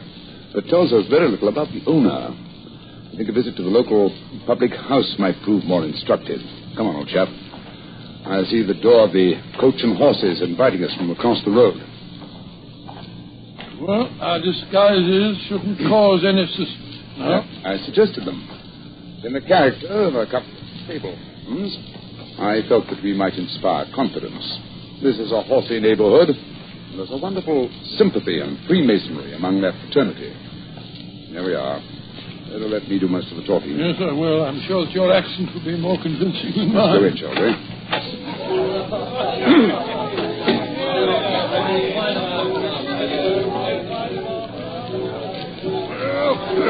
What'll it be, mateys? Half a Voldemort, please.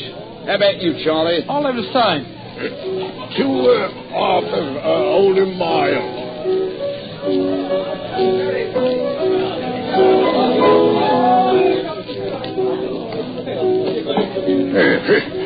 Here we are, mateys. That'll be a tenner. Have a drink with us, Governor? Well, don't mind if I do. I'll have a Guinness. You blokes new around here? Oh, yes, we just come over from Clapham. Clapham, eh? Well, here's looking at you. You hunting for jobs? Yes, that's right. Well, we were told that Miss Adler, across at Briony Lodge, needed a new coachman and groom. Well, it's the first I've heard of it, but it might be true. Have you been over there to ask? No, not yet. We thought we'd find out something about the old girl first. She ain't no old girl, matey. She's the prettiest young thing you ever saw under a bonnet, and that's a fact. You know her, Governor? Yeah, of course I know her. Used to drive a carriage, I did, before I come to work here. Oh, what's she like? Well, nice little lady as you'll find, chum. Work hard? No. She lives quiet like. Goes out singing at concerts once in a while. Rest of the time, it's money for jam. She goes out for a drive in the park every day at 5 and comes back to dinner at 6:30. Rest of the time's your own. No, she ain't married, you say? No.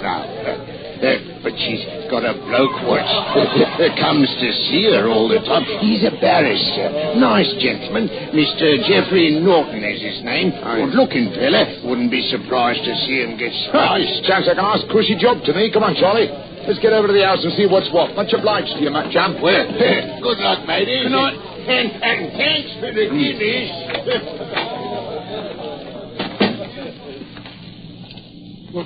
What's our next move, Holmes? Let's go back to Briony Lodge, shall we?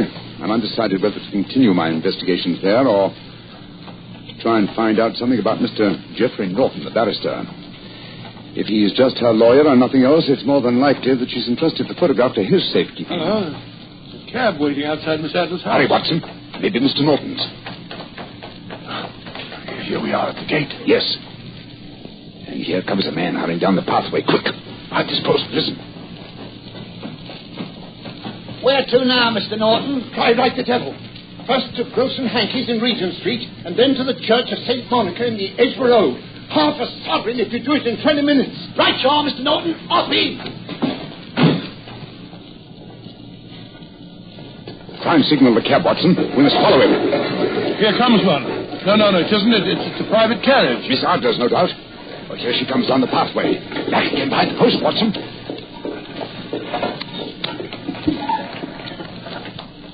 Where to, Miss Adler? The Church of St. Monica, John, and half a sovereign if you reach it in 20 minutes. The King's afoot. Quick. We must get a cab and follow them. Here comes a hansom. Cabby! Hi, cabby! Have you blokes got enough money to take a Here's cab? half a sovereign for you, my man. Right, John. Where to, Governor? The Church of St. Monica on the Edgware Road, and another half sovereign for you. You can get us there in 20 minutes.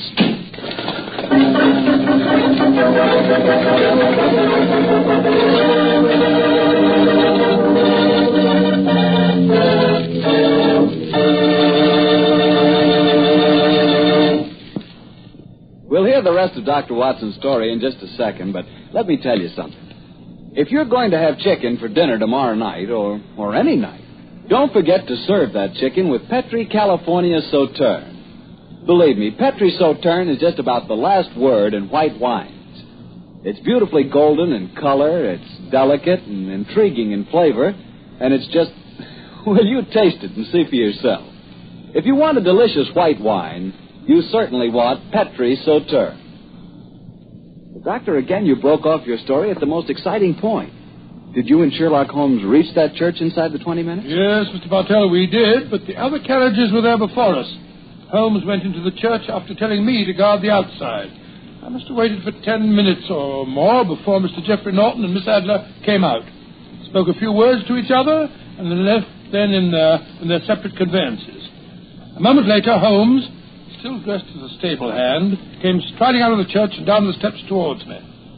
He was obviously very excited. Watson, have they left? Yes, in separate cabs. I overheard him say that he was going back to his office, and she said, I shall drive out in the park at 5 o'clock as usual. Splendid. Then come on. We can return to Baker Street. What happened inside the church, Holmes? They were married. Married? Of course.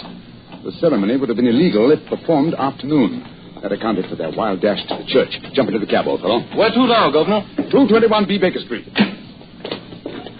Oh, so they got married, eh? Yes, and it may amuse you to know that I acted as witness at the ceremony. You did, but how did that happen? Their own witness had failed to appear, and I was dragged into the breach. The bride gave me this sovereign as a memento. I think I'll wear it on my watch chain in memory of the occasion. What an amazing situation. Things begin to look better for the king, don't they? Now that she's Mrs. Norton, the chances are that she won't want to expose His Majesty after all. I hope so, Watson, I hope so. But we can't afford to take any chances. I think the time is ripe for us to come to closer grips with the lady.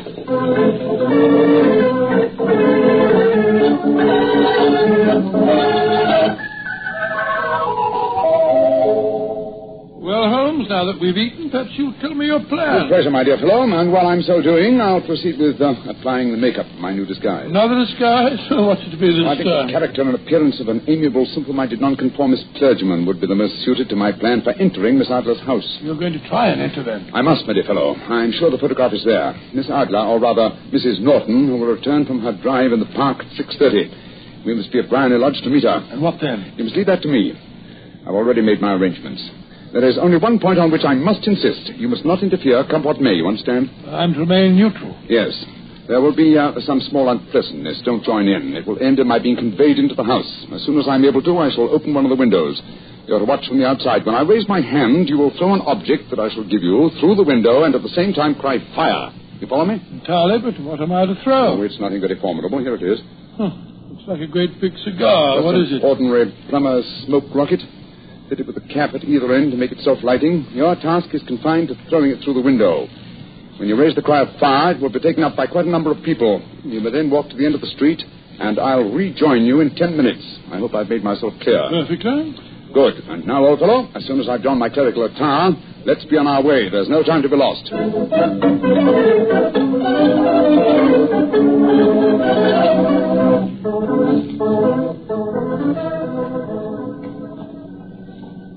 Nearly 6:30, Holmes. We've been pacing up and down in front of her house for half an hour now. I hope she does come back. I'm sure she will. There seem to be a lot of loafers hanging round her gate. All part of my conspiracy, old chap. You'll see them play their parts in a few minutes. You still think the photograph is inside the house? Yes, it's most unlikely that she carries it about with her. Remember, the king told us it was a large framed picture. And also remember that she planned to use it within a few days. It must be where she can lay her hands on it. It must be inside her house. But her house has been burgled twice. They didn't know how to look. How will you look? I won't. I'll get her to show me. Well, she'll refuse. She won't be able to... Shh. Here comes the carriage now. Remember, Watson, carry out my orders to the letter. You can trust me. Good luck. Blimey, here comes the Duchess of Tiddly. Let's put out a carpet. She might get her tootsies wet. Oh, put a sock in it, Elfie. Leave it alone. She's no better than she ought to be. Please, let me through. I'll live here. Well, ain't that nice? We'll all come in and have a cup of Move out of the way, please, and let the lady through. Mind your own business. Just because your collar's turned the wrong way round, you can't spoil our fun. That's right, Eddie. Keep your nose out of it, Parson. Yeah. Please don't fight about it. I'll tell you what I can... Stop molesting the lady, please. Do you? Then how would you like a biff on the nose? Oh, he hit the poor man, and then he ran away, the coward. Is the clergyman badly hurt? He hit his head, Mum, as he fell. If you ask me, he's that bad. He's bleeding something terrible. Can we bring him in, Mum? He can't lie here in the street. Oh, why, of course. Bring him in. Right you are, Mum. Here, Bert. Right, give us a hand.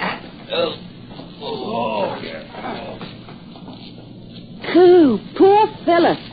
Did you see what happened to him, mister? Yes, I saw, my good woman. A very convincing demonstration. What you mean? Weren't you paid by a certain gentleman for this performance? Oh, you knows about it, too. You must be a friend of Mr. Sherlock Holmes. Yes, I am. Oh, nice gentleman. He give us $5 a piece for tonight's work. We ain't through yet, though. We got to start yelling fire when somebody tells us. I'm that somebody, my dear lady. There's Mr. Holmes now. He's inside the house. Yes, he's opening a window. Now he's raising his hand. That's my signal. Now to throw the rocket. There we are.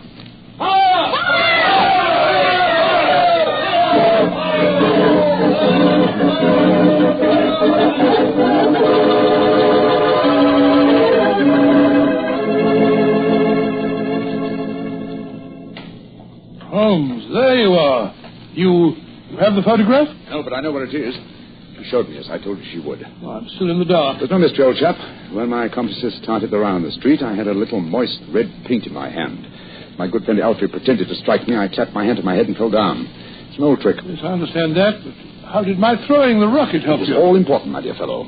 When a woman thinks her house is on fire, her instinct is at once to rush for the thing that she values most. A married one grabs her baby. An unmarried one reaches for a jewel box. In this case, of course, it was the photograph. Where was it? In a recess in the living room, just above the right-hand bell pull. I caught a glimpse of it as she drew it out. When I made it known that the father's false alarm, she replaced the photograph. As soon as I was able to, I advised her that I was feeling well enough to leave. You didn't take the photograph, then? No, I felt that over-precipitance at this stage might ruin everything. What do we do now? Drive to the Langham Hotel and inform His Majesty of what has happened. Then return with him here. After that, my dear chap, the case will be ended.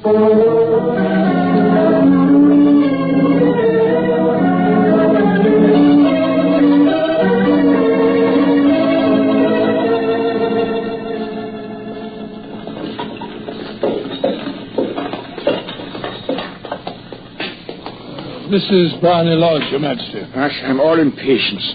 You are certain the photograph will still be there, Mr. Holmes? I have every reason to believe so, Your Majesty. I must confess this is going to be something of an ordeal. Then I suggest that you let me do the talking, Your Majesty. I think I know how to handle the lady.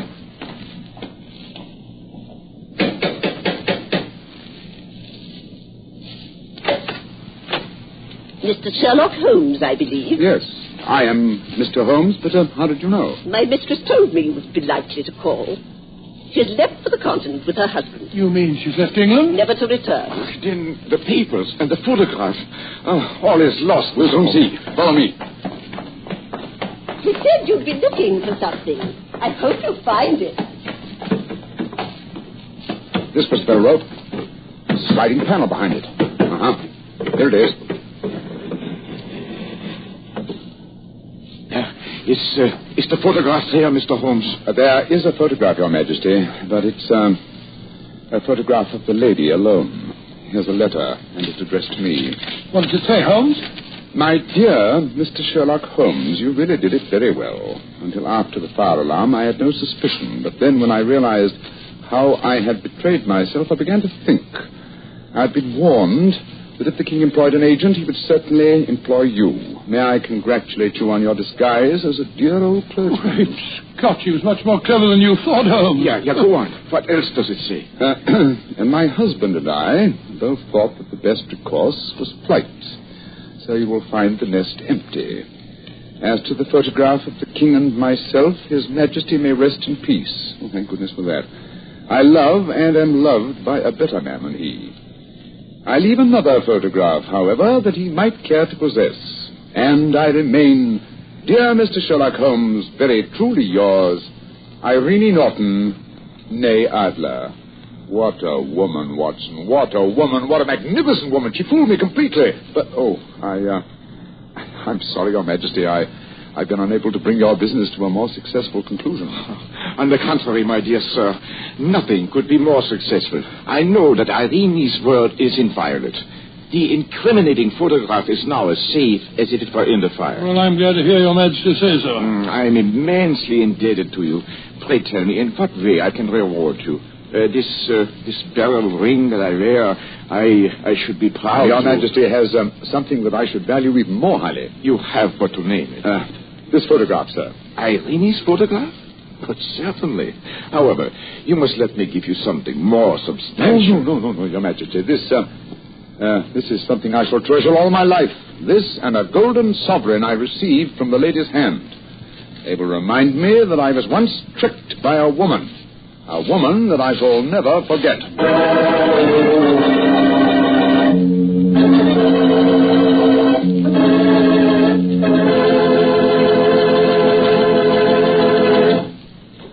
Gee, Doctor, what a woman that Mrs. Adler. Or should I say Mrs. Norton. That's the kind of woman I could really go for. Yes, I believe you could. Just between ourselves, you know, I sort of could go for her myself. She was intelligent. She was rich. And beautiful. That's the kind of woman you want sitting next to you in front of a cozy fire on a nippy fall night. Just the three of you. The three of you?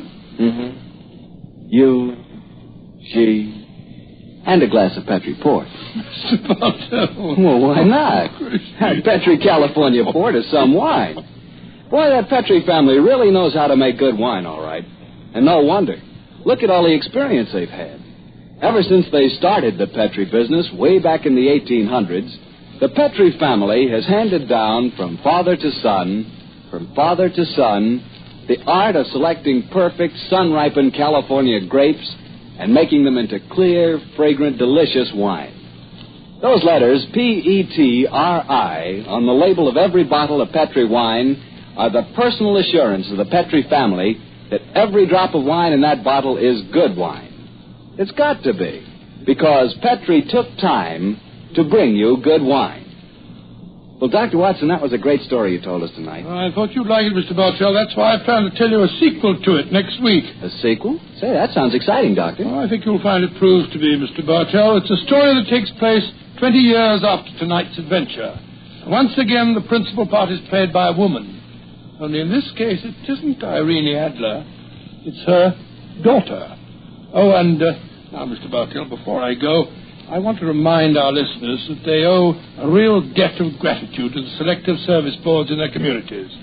At this moment, those selective service boards are working harder than ever, making sure that every returning veteran knows his rights and privileges. And the boards are helping him take full advantage of those rights and privileges. And they're helping our veterans get jobs. Our selective service boards deserve our sincere thanks, and they deserve our cooperation. They have done, and they are doing, a splendid job.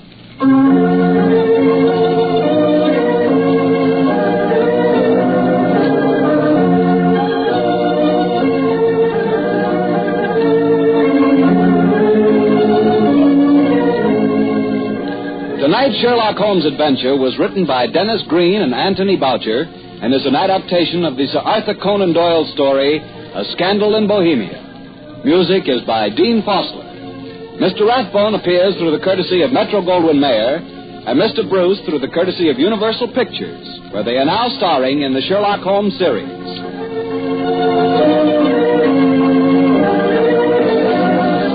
The Petri Wine Company of San Francisco, California, invites you to tune in again next week, same time, same station. Sherlock Holmes comes to you from our Hollywood studios.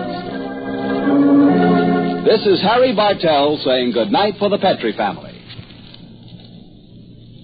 For a solid hour of exciting mystery dramas, listen every Monday on most of these same stations at 8 o'clock to Bulldog Drummond, followed immediately by Sherlock Holmes. This is the Mutual Broadcasting System.